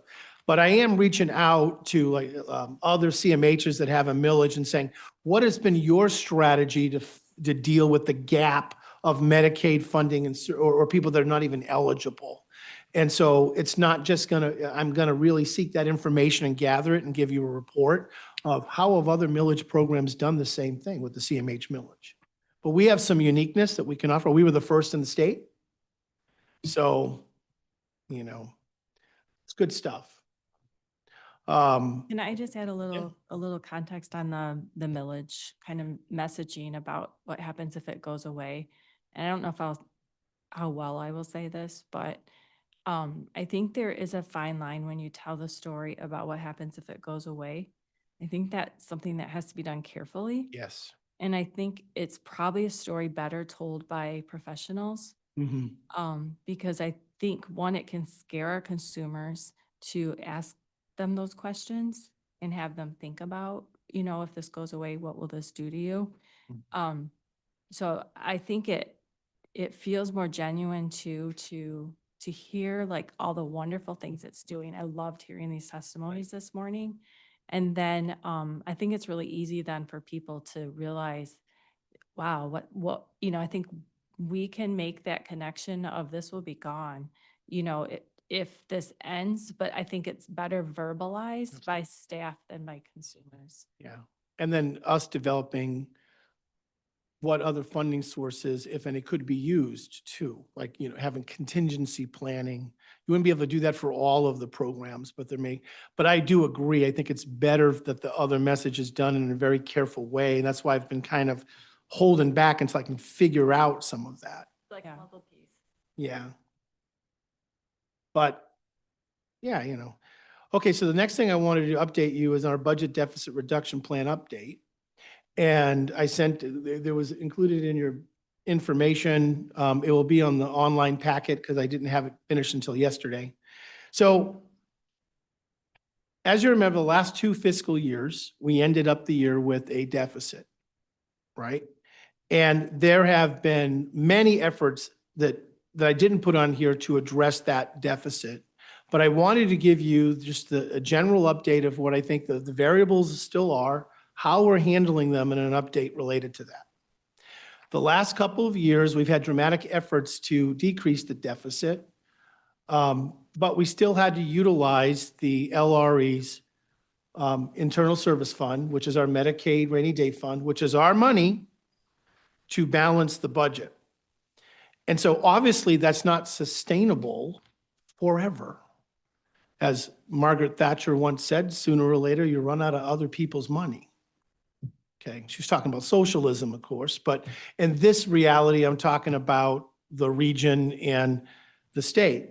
So let me remind you of the key drivers of the deficit, some of the corrective actions that were implemented and the results to date. I'm going to do this in 10 minutes or less because I could talk about this for 4 hours and then answer questions. Okay. So what are the key drivers of the deficit? Well, simply put, it's decreases in Medicaid revenue projections due to the decrease of the amount of people on Medicaid in Ottawa County and the type of Medicaid they're on. DAB, disabled, aged, and blind. TANF, more of you need it for income reasons. You get different amount of money for CMH services per person if you're in one bucket or the other. Healthy Michigan's the other one. And the thing is, all of the service requirements and entitlements are exactly the same. So even though you get less money for somebody on TANF Medicaid, meaning they're not viewed as permanently disabled, you still have the same entitlement, the full array of services to provide. So because of those calculations and our funding being based on Medicaid lives only, we've seen a decrease in the amount of Medicaid to deal with the complexity of the needs of the folks that we have based on those changes. So that's one variable is revenue. Second, increased costs in specialized residential, CLS, autism services, psychiatric inpatient hospitalization. And I put self-directed services because, as you know, I did an analysis of that. And our families in self-directed services, their overall level of how much services are authorized and the cost are higher than those that are not in that. And that's not because they don't need it. It's just because that's the need that they have. But that is a variable that's driving some of the increase in expenditures for us as more and more folks have higher and higher needs and demands are in that. And I have a plan to deal with that. But that's what that one means. We also had another driver, CMH OC wage and benefit increases. And then we had a substantial, and especially in 2025, increase in our administrative cost allocations. So we experienced a dramatic increase on how much of the other county expenditures CMH funds were used to fund through a very robust cost allocation strategy that the county goes through every couple of years. We ended up with a much higher percentage than years past of how much we pay for things that are part of being a county department. In fact, it went up 104% in 1 year. So we were paying $800,000, then we were paying $1.9 million. And we're still doing a deep dive on all of the reasonings why. So, but that was one part of the driver of our deficit that wasn't as clear to me until this year.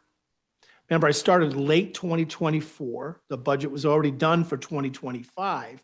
And I didn't know that there was a dramatic increase from one year to another because I was looking at a budget that was already built before I got here for 2025 and didn't notice that 2024 was a dramatic much less than that year, if that makes sense. That won't happen again for many reasons, authority status, number one, and B, now I know where to look. And, you know, this county's had to endure multiple administrators and a lot of different things over the last couple of years. So I'm not saying that it was anybody's fault, but my own of not recognizing that increase. Would have been nice to have a meeting to go through it, but that is a variable that people need to understand. So what we've done, we developed a new specialized residential level of care system and a rate calculator with providers to identify the true cost of care. We implemented an inpatient psychiatric hospitalization dashboard identifying length of stay and cost-related outliers. We needed to understand who were these people over the last year that we see an increase in hospitalization. And previous reports and in committee meetings have been able to show you that it's really a group of people that we have not served before requiring psychiatric hospitalization that are on the Healthy Michigan Medicaid plan, right? And so we didn't even see them. They get hospitalized and we have to pay for that cost. So then it's what do you do once you know who they are? Should they be receiving services for us? Should we be engaging them so that those hospitalizations don't repeat? But we had to build a complete system to identify these folks, and we have. And we kind of showed you the inpatient dashboard. I think it was in one of the committee meetings, and I think we mentioned it in here too. We'll make all of these dashboards eventually, once we're done, in a site for board members to click on, and you can just click on each one and see a status on all of these stuff, inpatient hospitalization, and all the other ones we're building. If not, Paul's going to make me send him the link anyway, so I might as well build the site. We had to do a comprehensive analysis on CLS, autism, and self-directed support services to support clear utilization standards for amount, scope, and duration. We are still struggling in this area, especially in respite. We have different answers going to different people about what we authorize and what the levels are. And so, and you'll see some of the remedies in a moment. But we had to figure out how much are we spending on each person for each of these services? How are we determining and authorizing them amount, scope, and duration?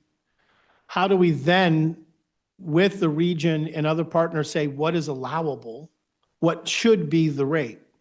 That has taken a very long time because none of that existed on my arrival because of massive changes that the state made by eliminating certain tools and functions from CMHs like the SIS and other things to help us do this. So it wasn't like CMH was just like not doing any of this before my arrival, but I've had to retool it to answer very specific questions. As you know, I've brought in IBH, Dr. Darren Lubers and his folks to help me do the analysis. I thought it was important to have third party to look at our data. And we also had to put in a whole new EMR just to get to the data. All that was done in 1 year, a little bit year plus. It was a busy year. We have had to develop dashboards to strengthen CCBHC cost tracking and ensure proper allocation. One of the key drivers that we were dealing with was inconsistent CCBHC expenditure allocation, impacting the Medicaid budget. If we didn't cost those services correctly, then those expenditures get put over to the LRE side of the Medicaid budget. They're not too happy if we miscalculate that.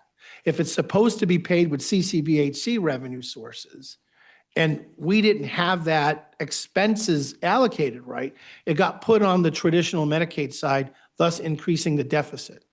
We have stabilized that problem through a contract with IBH and our own massive internal efforts to create CCBHC tracking systems, making sure that we have the right services getting funded, allocated in the right buckets. And that resulted in a surplus at the end of last year in CCBHC. It is a program we are 100% at risk at as a CMH board.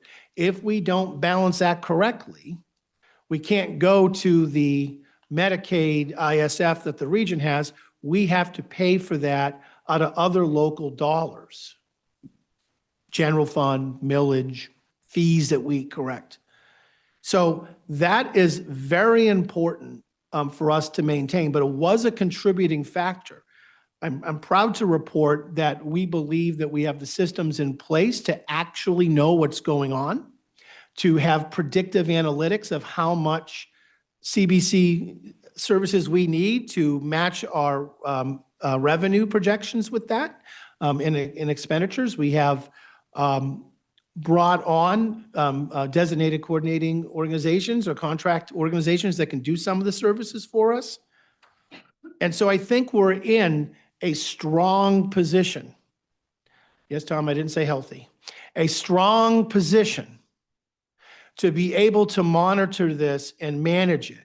The state has changed the goalposts all the time on this, but I am confident that we have the ability to evaluate the risk and mitigate the risk at this point, unless there are massive changes to CCBHC at the state level, like them not reimbursing it, not approving it in 2027. And I have a contingency strategy being developed if that happens, if the state says we're not doing it anymore. All indications is they are. There's a full steam ahead. They're even asking legislators to give more general GF to fund it. So unless the program goes away, I feel confident that this will no longer be a variable in our other Medicaid deficit, that we can cost allocate correctly. It's the first time we have the data. In our old system, fiscal services had to manually take a report from here and input it into, they might as well have been using a sundial to do this. So the other thing is because of our work, and yes, our CMH is going to take credit for some of this. Because of our work in specialized residential, examining CLS services, examining autism, examining psychiatric inpatient services and self-directed, the region has been asked to develop regional guidelines for all of those areas. Because in my analysis, without the regional entity support of saying what's allowable, what's the limits, what's the caps, I'm doing it independent in Ottawa County, and then the rest of the region is doing it independently and determining how much you pay for the contracts and all that other stuff. And all we do is make the case of why Ottawa County needs things to be a certain way, and it's their obligation to develop these guidelines with us. So we have initiated region-wide a process that within 30 to 45 days, the latest, that we're going to have draft utilization management guidelines for autism services. We're going to have recommendations of family education and common tools for self-directed care. Then stakeholder groups like families could look at them. We already have a group internally that can have a look at them. We're going to have guidelines related to community living supports, how we determine amount, scope, and duration region-wide. We've come to that agreement because all of my efforts have not been able to produce the necessary guidelines that I needed because they need regional approval because the region deals with all the appeals. So if I develop an independent setting and say Donna's a client, and I say, Donna, it's this, you say I appeal it, it goes to the region. And if the region isn't on the same page on how we're all doing this, I don't know how they say anything more besides send you an administrative law judge to figure it out. We need regional guidelines for these key areas so that it can help Network 180, it can help us and the rest of our partners.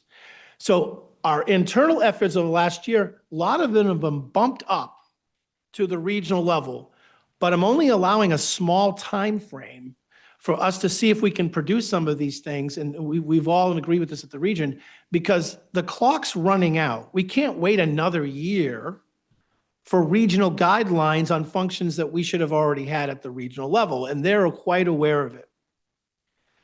And so if these things are not done, say within 60 days, I will have no choice but to implement my own system based on the work I've done for the last year and 4 or 5 months in this area to have consistency in all of these areas for at least in Ottawa County. So it's kind of like that. And that brings me to residential. We spent, my first thing, I was interim director, I declared a residential emergency, if you remember, if you're on the board. That hasn't ended, you know. We've done a lot. We developed a whole system, a level of care system, rates that you've approved. And I can't implement those rates fully if the region's going to turn around next month and say, here's what the rates are. So I'm waiting for that. But we did all of that work with residential providers. And the thing of the matter is we have increased the rates for new people coming in. We even did an increase to all of the residential rates up to 10%, not total 10%, before the rate calculator is fully implemented, because that's the same amount of money our staff got over the last 2 years in increases, 10%. And my fundamental belief, with some exceptions, is if you give staff a COLA raise, you better look at your provider network and see if you can match that or figure out what you can do, or the chasm between CMH and directly operated increases go like this and everybody else stays flat and goes down. That's not a sustainable provider network model. And quite frankly, the optics are horrible. We gave ourselves a 10% increase over 2 years, not 1 year, but we didn't give anybody else an increase. And we got tons of families doing self-directed care that can't give increases to their CLS providers. So I've had to develop a strategy to address all these things at once. At the same time, we had to fight off privatization at the state, and we had to deal with authority status determination. I believe now that both those hurdles are somewhat clear. The state might do something. But I will tell you, the authority status, which I'll get into that update in a moment, that has been decided with a lot of eyes on it. And so now I feel like I'm in a much better place to make some fundamental decisions about strategic planning with you and our community, because I know the context in which we will be an organization. We're not going anywhere. The state can't shut us down. But regionally, we got to do a lot of work. And as an authority, it's going to help us deal with one or more of these variables by being a lot more nimble and making changes to our system and addressing our own internal costs. So from the budget deficit reduction plan, it isn't something where I have yet total dollar amount of the deficit in this driver, actions to date reduction, because they're all interwoven with all of these processes going down. We do have close to $1 million in open positions we haven't filled. We'll only fill them if we have to, right? And then we'll make a determination if they need to be filled, right? So we've made progress in understanding all of the variables of the deficit. We've made progress in doing robust analysis. We haven't made progress in reducing the amount of the deficit in a significant way yet. And this is what needs to start now with the region's help. On April 6th, I am meeting with Kristen Morningstar, behavioral head of the Michigan Department of Health and Human Services, to go through all of our analysis on our folks. There's 18 individuals receiving services that cost us as a combined $5 million or to provide these services. I've identified all the variables associated. I've agreed that this is the actual need and level of care they need. And the state has agreed they're not paying us enough for these folks. So I'm meeting with Director Morningstar to say, this is a different group, that the CMHs need to be funded differently because there is no other service besides providing one-to-one in residential care or two-on-one in residential care or very intense programmatic services that cost a lot, or even some of our families that have loved ones at home that require 24-hour support. These are not built into the rates that we get to provide services. And I could yell at the region all I want. I need to get to the people that are part of giving the region the money to figure out how we do that. And that's the needs-based initiative and other things. But I just want to report to the board on April 6th, I am having that meeting. We are prepared with data, but it's not to say that the folks and these 18 individuals don't need it. Oh, they need the services. I've double-checked, triple-checked, health and safety reasons, Medicaid rules. There's just no way that we're getting nearly enough money to treat these individuals because most of them, not all of them, would be in the state institution if we weren't here. And once we close the state institution, which is amazing, It's awesome. I'm glad we did that. It's kind of like we forgot, like, their needs are still there. And over the years, we've kind of gotten used to, well, CMH will just, well, use your capitated budget. And there's always a percentage of people that need intense care, but it's not built in our rates. So one of the actions you can see is I'm working at the state level, regional level, internally. Internally, I have enough knowledge of what's going on. We've made progress in identifying, categorizing, understanding what's going on, making it go to the regional level. If the region is not able to act, I'm going to have to independently put things in place to get consistency on amount, scope, and duration of services and how we fund it, not caps.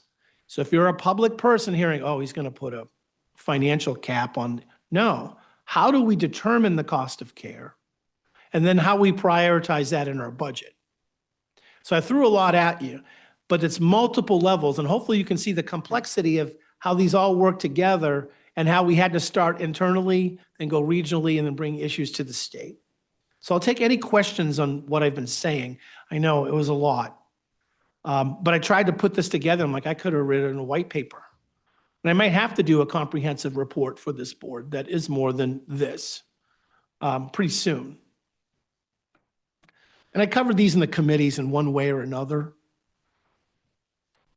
Any questions on that piece? Probably this goes without saying, but you'll report back to us after Yes. that.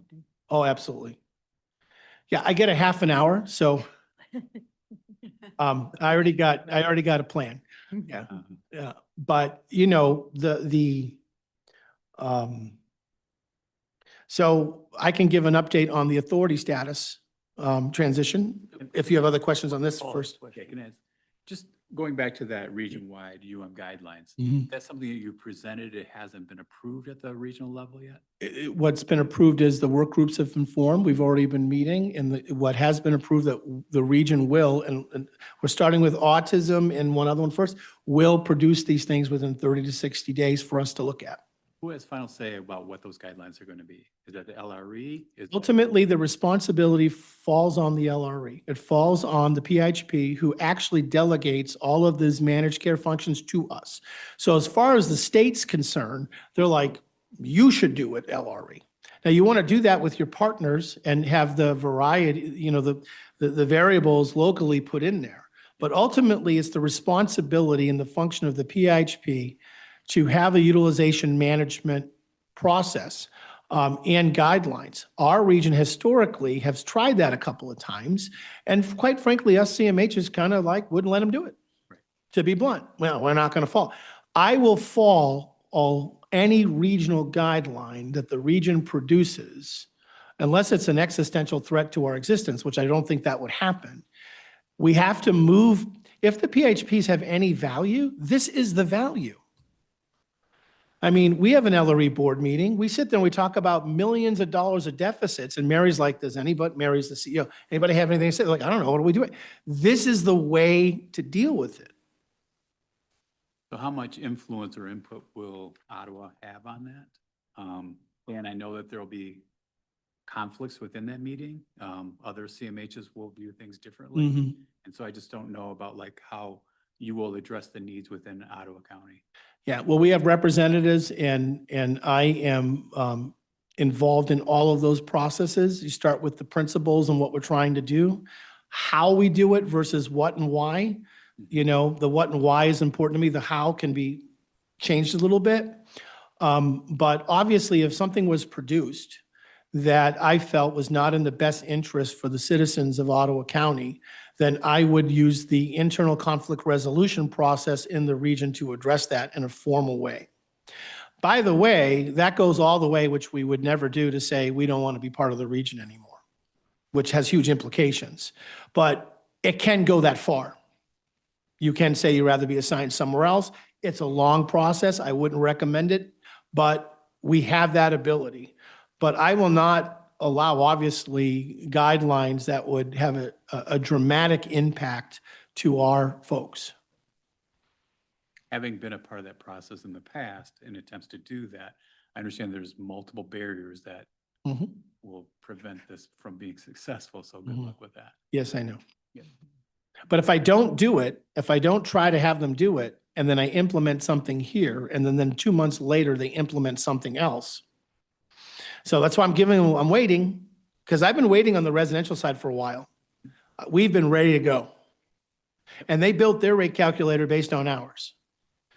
It's, do we want universal level of care definitions and rates for all providers in the region? So we're all working with the same rules and playbook. And the answer is yes, for the most important. I mean, that's most of the expenditures in everybody's budget. But I will act if they don't. I appreciate your persistence in this. I know that there are barriers. However, I know we're committed, but I'm already seeing people talk together that haven't talked together before. And so that's encouraging. So thank you.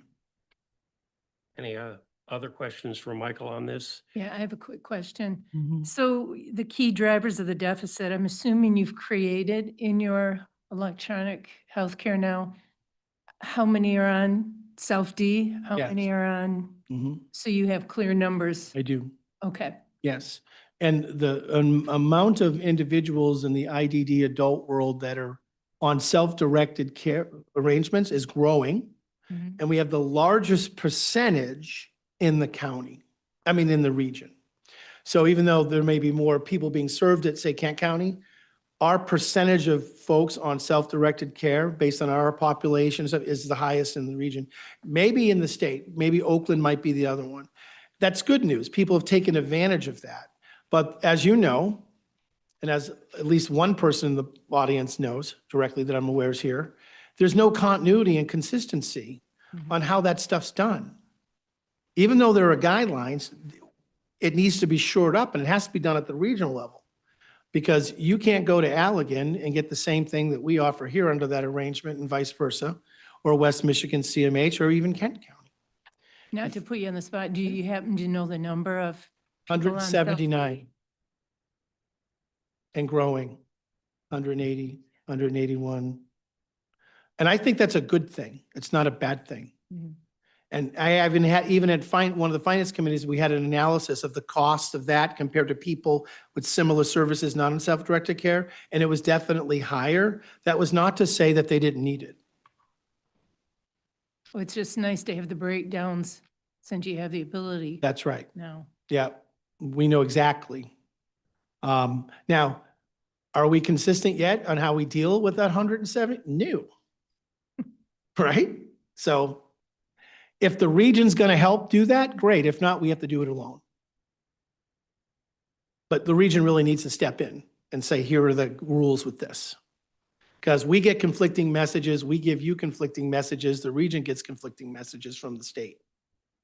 And none of us, I don't know if any of us know for sure the answer, Beth.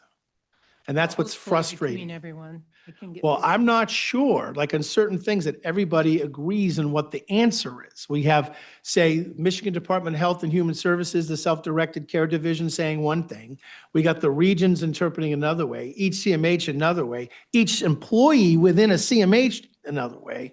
And I need some continuity of that because as you know personally, you get different answers.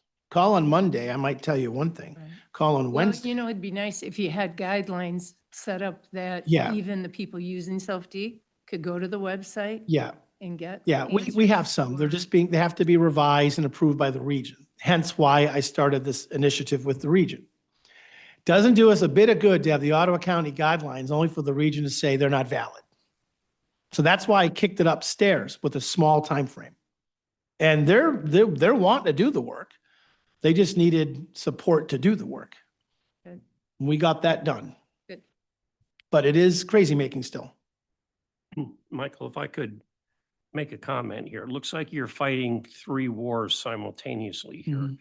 Your meeting with DHHS is primarily dealing with addressing funding the outliers in the service model. Based on a needs approach, yes. And we know that the capitated model is dealing with averages, and that means it's only going to fairly serve average situations and. Correct. Every situation is different.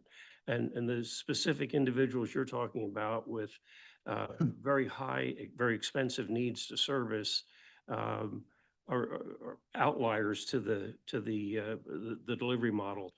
Yeah, Is there and an area where you're I'll looking say for this just real direct quick. income to supplement that? Yes, I've been forbidden to use the word outlier by Rosalie. I now say it's a distinct population. Okay.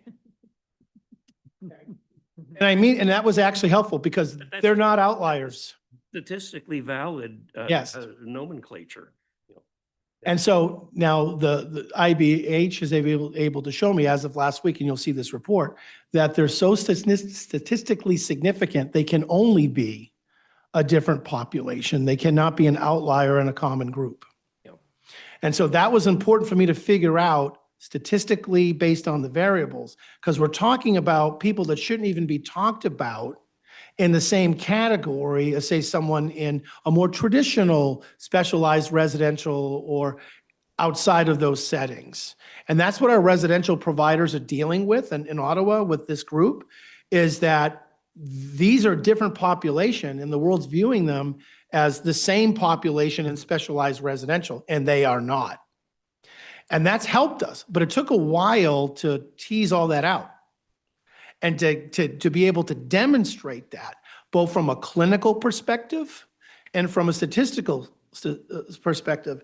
And because I have both those skill sets and my team does, and we brought some up, we can start to look at that and say, is this a distinct group? Oh, it is. And they're not funded in the Milliman funding from the state to us. And the legislators have no idea. They're trying to appropriate funds. They don't know, well, tell us what it is you need. The legislators have been great.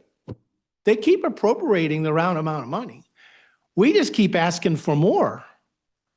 And they're like, well, okay, so why and how come? And I thought this program was going to solve that problem and that. You think it's confusing for citizens? Think about the legislators. If I'm a legislator, I have no idea. CMH comes to you like, all right, what is it this week? Because we're all asking them for the same things with different information on the causes, on why we're wanting it. And so I'm trying to unify some of that thinking so that we have an actual action item they can do. I haven't talked to one legislator that's opposed to helping out CMHs if we can purely articulate what we need and how that's different than what's now.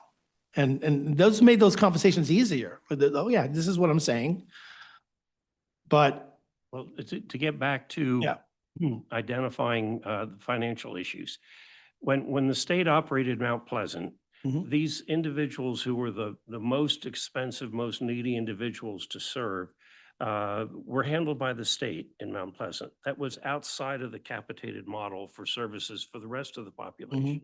When they chose to send those individuals back to the counties to provide the services, we got a temporary increase. We did. money, but that has not continued. So Yes. my question is, if you prevail with Director Morningstar, will DHS have enough money to fund separately from the existing distribution model those specific high-cost individuals? And then if not, will the legislature step up and allocate additional Medicaid money for that particular population? And the other battle that you're fighting is within the PIHP, allocating the money that's available Correct. more equitably. But then the other question is, if the PIHP does not have enough money to adequately fund everyone within its region, is there hope that the PIHP can prevail with Lansing to get more money allocated to it? That's not happened yet. Well, I'll answer it this way. Having the region collect the data in the same way to frame the issue is job one. As you know, since I've been data, you got all kinds of information. The region has to have a consistent way of identifying how you identify need and the true cost of care. Once we have that, then you can go to the state and say, here's the problem. The state has the ability, if they have to move money around to see what's going, they can do it. They can, in fact, they've done rate increases in the middle of the year for us for various reasons, especially with autism and some other stuff. So is there enough money in the pie? There's never enough money in the pie. The bottom line is, how do you prioritize the funding? Right? So I'm not saying you defund some other person down the line, but we have to have an acknowledgement of what the true cost of care is consistently to frame the issue consistently. Right now, we have 10 regions that offer really do things independently with some few exceptions. This is a problem. It's why the state wanted to restructure the system. Now, the CMHs, we have to get, so to answer, do I have hope that, well, remember last year there was $140 million that they had to release. The department was holding back. There's other funds that we're aware of. But first we need to make the philosophical case and then solve the practical way of funding it, because we're in a shared risk model with the state for deficits. So that means the state is on the hook of paying the majority of these deficits after we pay our percentages of it. So they're going to have to address it anyways, Tom. They've got to figure out, like, why is this happening? Because it's not just happening for us. In our region alone, 4 of the 5 CMHs are reporting a deficit right now. It was just 1, then it was us, now it's spreading, right? Why? Because the structural problems are still there. So I have hope for us that we'll be able to advocate in the right way. The biggest fear I have is, how much time do you have? There's no way you can do some of those steps in even half a year.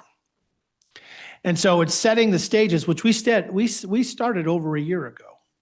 And now we're at the place where we can lead in articulating how we identify these groups and the variables. And now the region's catching on and they're really working with us.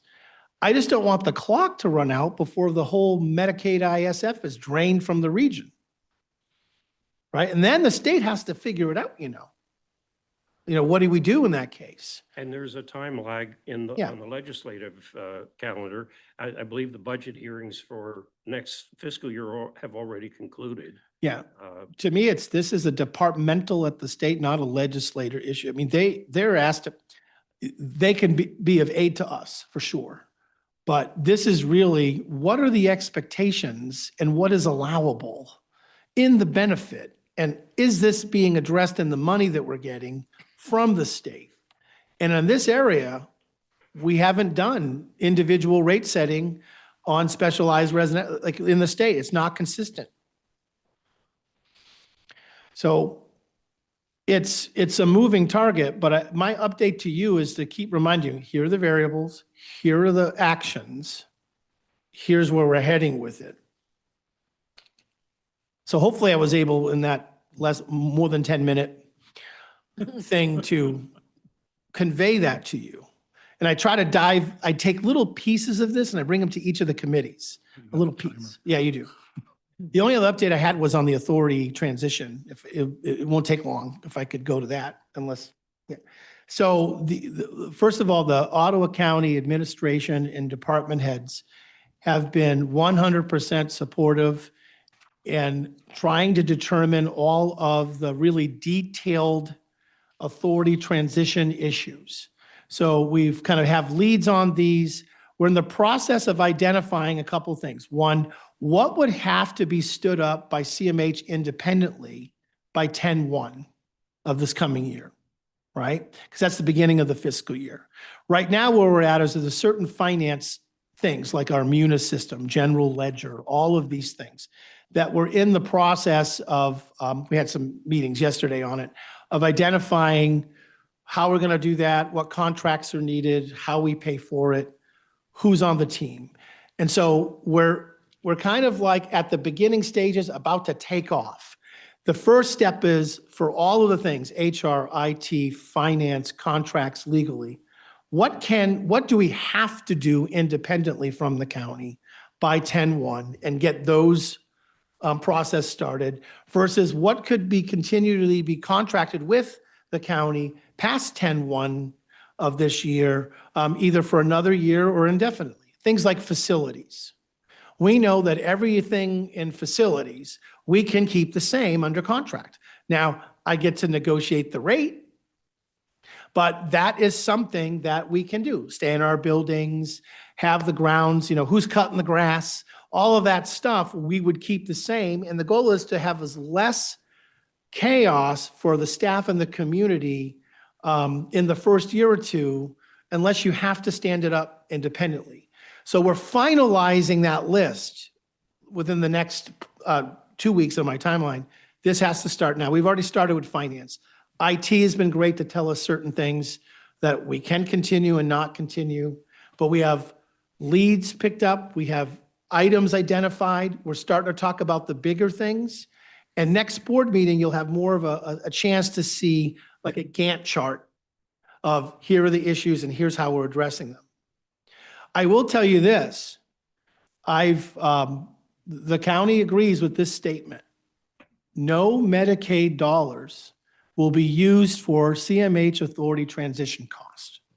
We are not going to use Medicaid dollars to pay for standing up our stuff like IT, finance, all that stuff. That will be done through cost allocation changes in the county and other local funds that we have to help with transition.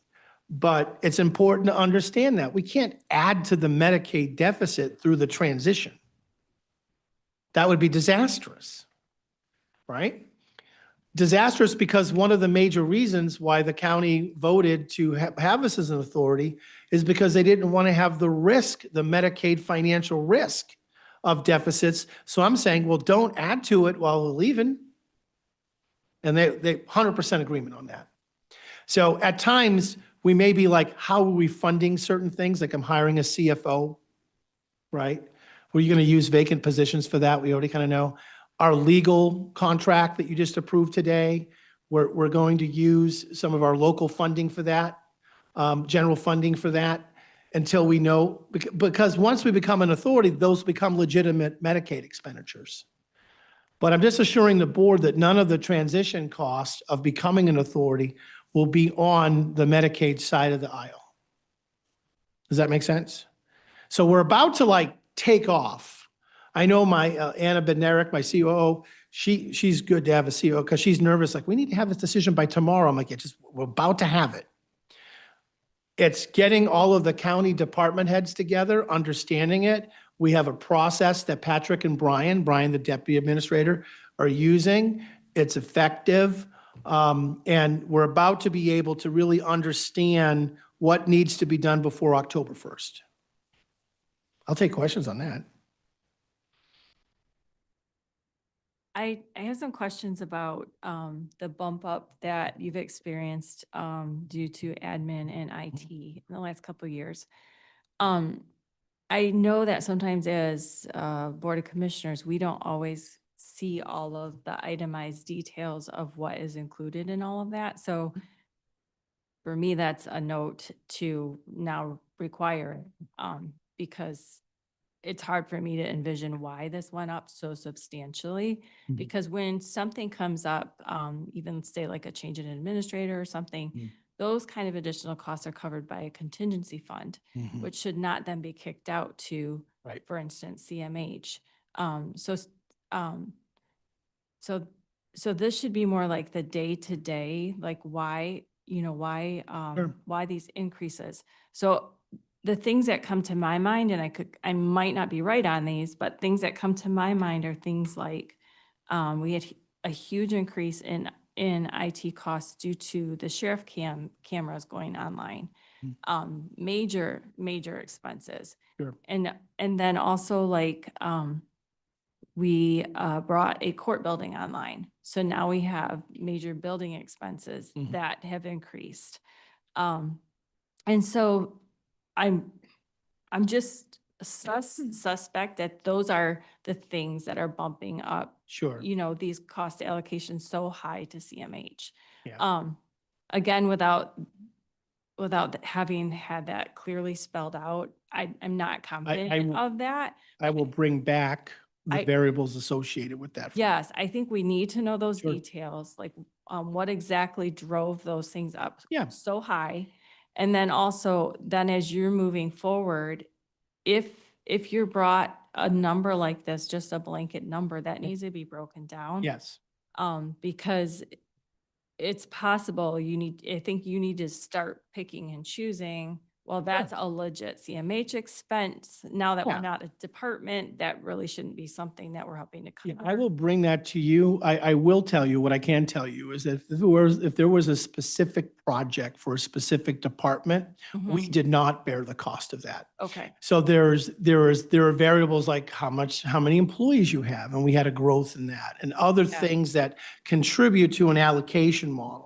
I'll come back after working with the administrator on a quick, here's the components of cost allocation that did this, and then for the future, because I don't want, if I could do something cheaper, I might hold on to it with the county for a period of time, right. but eventually the goal would be to be totally standalone. But what I can tell you and assure you, there were no specific projects for a department that we had to bear the cost of. Okay, There are more generalized principles in like a 300-page report, by the way, that I'm trying to get a hold of. And I have asked for our exact dollar amounts for that we've paid for in each of the general departments. And it's usually HR, IT, finance, administrator's office, legal, things like that. okay. I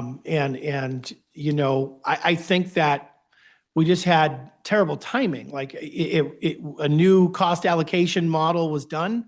I wasn't aware of it. I didn't know it was a huge increase. And then I'm going, oh, that's one of the reasons why in 2025 our budget was Mhm. I just didn't see it. Yeah. And we have different approaches now of looking at the budget, because I don't like to not know that. And I think you expect me to know it. Mhm. So regardless of where we are with the county, that will never happen again. And so I'm confident that the cost allocation was due to a model based on number of employees and some other variable, and not projects that cost the county more and now CMH is paying for.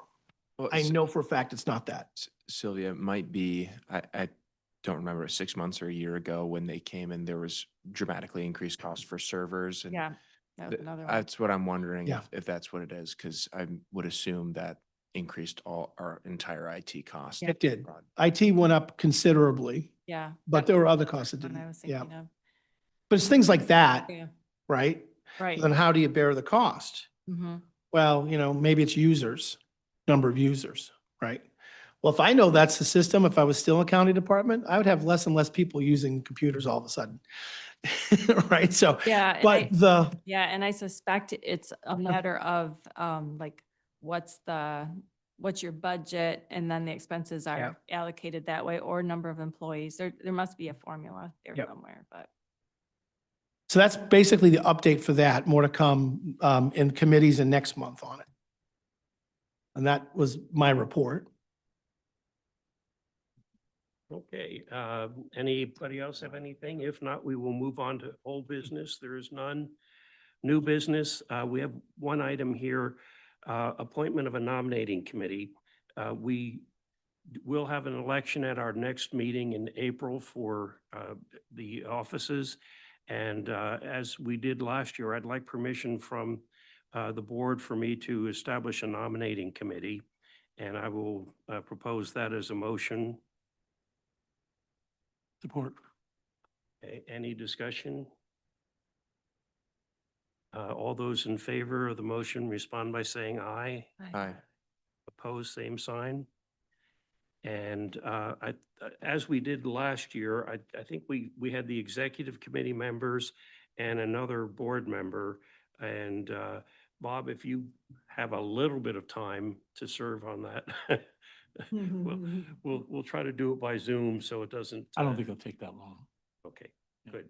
Then I'll ask Bob to serve on that committee as well, and we will come back to the board at our next meeting with a proposed slate of officers and have that on the agenda. And then the CMH bylaw review Mhm. process. Yeah, before I do that, I forgot to mention in my report that we did get a new board appointments from the county. And the county used a process of maintaining continuity to our board. And I thought that we did well, but I want to recognize Kendra for her work on the board. One of the philosophy changes were because we're coming out of authority, maybe we don't need as many county commissioners on it, and we open up the seats. And so that was some of the thinking that I think went into that. But your service to this board has been exemplary. It's been a pleasure to work with you. I think you've upheld the concerns of the citizens, those that you serve, and all of them in the county well. And job well done, and you will be missed tremendously by this office. Yeah. What a treasure to be on here. I will genuinely miss each one of you. It was fun in Traverse City to get to know everybody a Yeah. little bit better. Yeah. And you can still go to CMH conferences, by the way, as a county commissioner. Oh, okay. Got it. Deal. Yeah. What else going on? I just wanted to do that. Now, on the bylaws, there are several, I think we should get in the habit of reviewing them every year and see if any changes need to be made. And I don't know if you want to do that through an executive committee and then we bring it back to somewhere.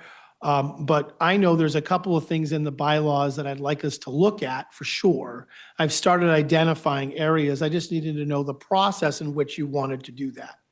Through executive committee and then to the full board, or how would you like to handle a formal review of the bylaws? I would recommend a smaller group review first with recommendations. Concur. So you can form an executive committee. Um, Should we do that? I'm looking at the chair like, what do you want to do? We have 2 days left with the current executive committee. Right. The next one won't be appointed until April 1st by whoever is the board chair. But I would recommend we have the executive committee work with you to hash out issues. If they're simple cosmetic wordsmithing, we can do that. And then if it's a principal issue, we can bring that to the board from the executive. Specifically, what I'll be doing, and that's a good time frame, is to look at, because we're an authority, does any changes to the bylaw need to happen? And the answer is, I don't think so, but I want to have that formal review of them to say, all right, would this change? You take something like terms of service. That was set by the county many, many years ago. You can only serve one and then three other terms, right? That's not a requirement. There are some CMHs where they've had board members on there for 40 years. Right? Now, I don't know if you want that, but asking those questions, because some of the things in there were by design of how county government worked within this structure. And as an authority, I want a chance for us to look at it. I mean, not that you'd make radical changes, to say, would we want a limitation to that? You know, like Mr. Parnham being reappointed to the board, this would be like his last time, right? So, you know, looking at things like that and getting your input would be helpful to me. Now, county commissioners, they know it's a 3-year appointment as the mental health code, but it's also been practiced if they haven't won their election, they may voluntarily step down from the CMH board and let somebody else be appointed or something like that. But all terms are 3 years, right? Unless we're staggering them to make sure that we don't have more than 4 or 5 people get off the board. But it's looking at the bylaws. I think once we have the new executive committee, we'll put together a timetable to look at them. We only have a couple of pages of bylaws. It's not like this big thing, but we may need more because we're an authority. So so I'll just take that back. And one wordsmithing issue, I think we still refer to the director as the executive director rather than the CEO. That's So right. We need to. There's a lot of that stuff. Yeah. Anything else, Michael? No, thank you. General information, comments, meetings attended. Any board members have anything to? I just have a quick comment that I neglected to mention that when I did my report on the finance committee, we also reviewed the February financial statements that you guys approved, and so well prepared by Nicholas, Saul, and Diane. So we didn't have a ton of questions, but I just wanted you guys to know that we did review them. Oh, yeah. I'm disappointed to say that we were not able to get a quorum for the LRA this week, and so we will not meet till next month. Right. And also, I don't want to use too much of this time. We do have a ballot committee for the Friends of CMH. We're able to fundraise now. I will not solicit in this meeting. But we have subcommittees now beginning to work on a number of things like marketing and stuff like that. So there is a process separate from the internal process going on.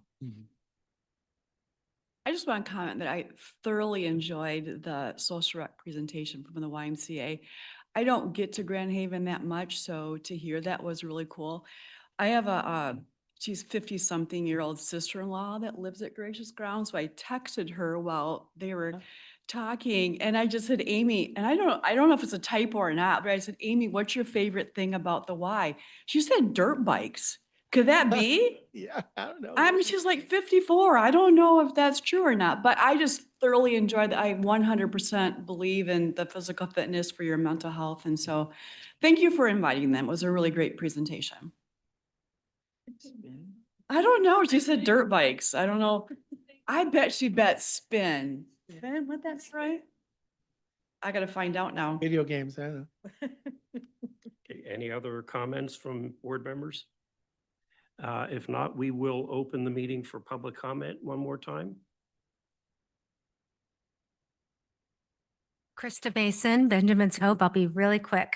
I'd like to say that I agree with a needs-based approach. I agree with the utilization of a rate calculator and appreciated being able to be part of the development of that. I agree whether Ottawa develops it or the region.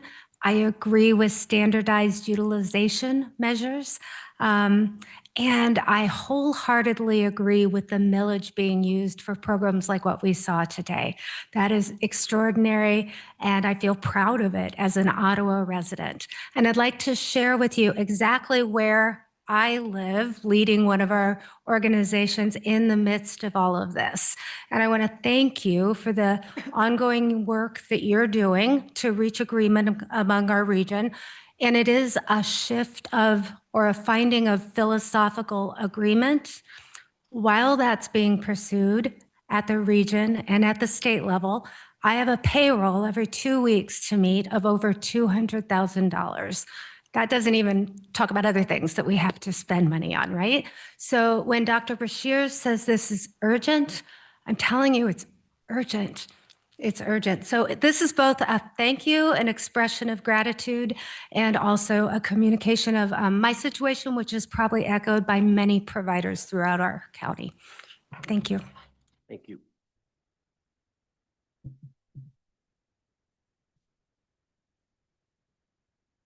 Hi, Dawn Nordyke from Heritage Homes, and I vote in Holland.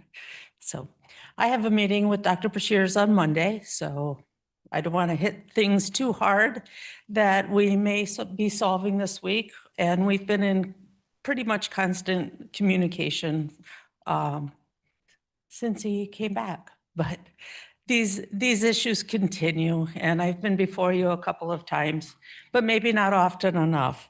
I want to take a minute and just kind of sing the praises of my organization. Heritage Homes has about 80 direct support professionals, and they do a wonderful job.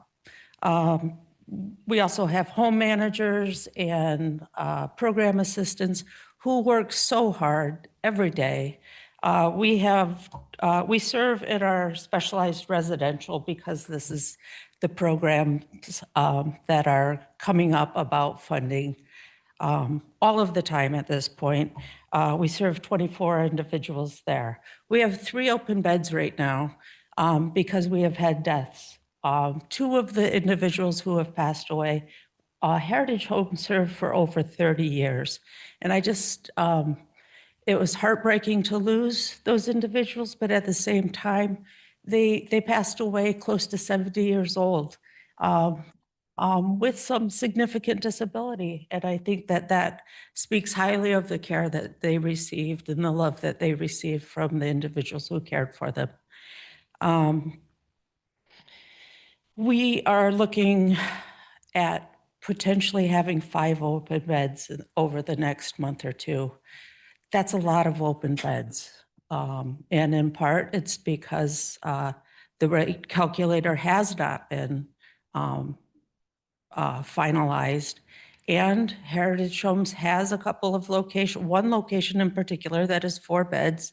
And we have traditionally served very high need individuals there that has needed some one-to-one care. So we're working on balancing that out and seeing what we can do in the future. Thirdly, I just want to mention that since we have not had a substantial increase since 2024, we're working on the 2024 rates, except we've had a significant negative decrease because of the removal of the millage funds this year. Yes, we had the 10% increase on rates in January. We're still working in a gigantic deficit. And that just can't continue. The revenue starvation is so significant that, looking at closing homes, we're a 55-year-old organization. That is not something we should be needing to do when we know there is so much need in this county and so many families and individuals who need good residential placements. And then finally, there is a great amount of gratitude that we have. I know that everybody here is working hard to solve these problems. I ask you to support Michael, to go to the state, to go to the region, to do everything that you can to help solve this problem, to stand behind. The Ottawa County has some special needs because we cannot have staff who can afford to live in Ottawa County with our traditional low unemployment rates and our incredible cost of living compared to many surrounding counties. And please keep that in mind, that our rate calculator may be very similar, but there are some differences. So thank you very much for the opportunity to come before you. Thank you. Is there anyone else who wishes to speak? Anyone online? Okay, that being the case, unless there is an objection, we will adjourn the meeting.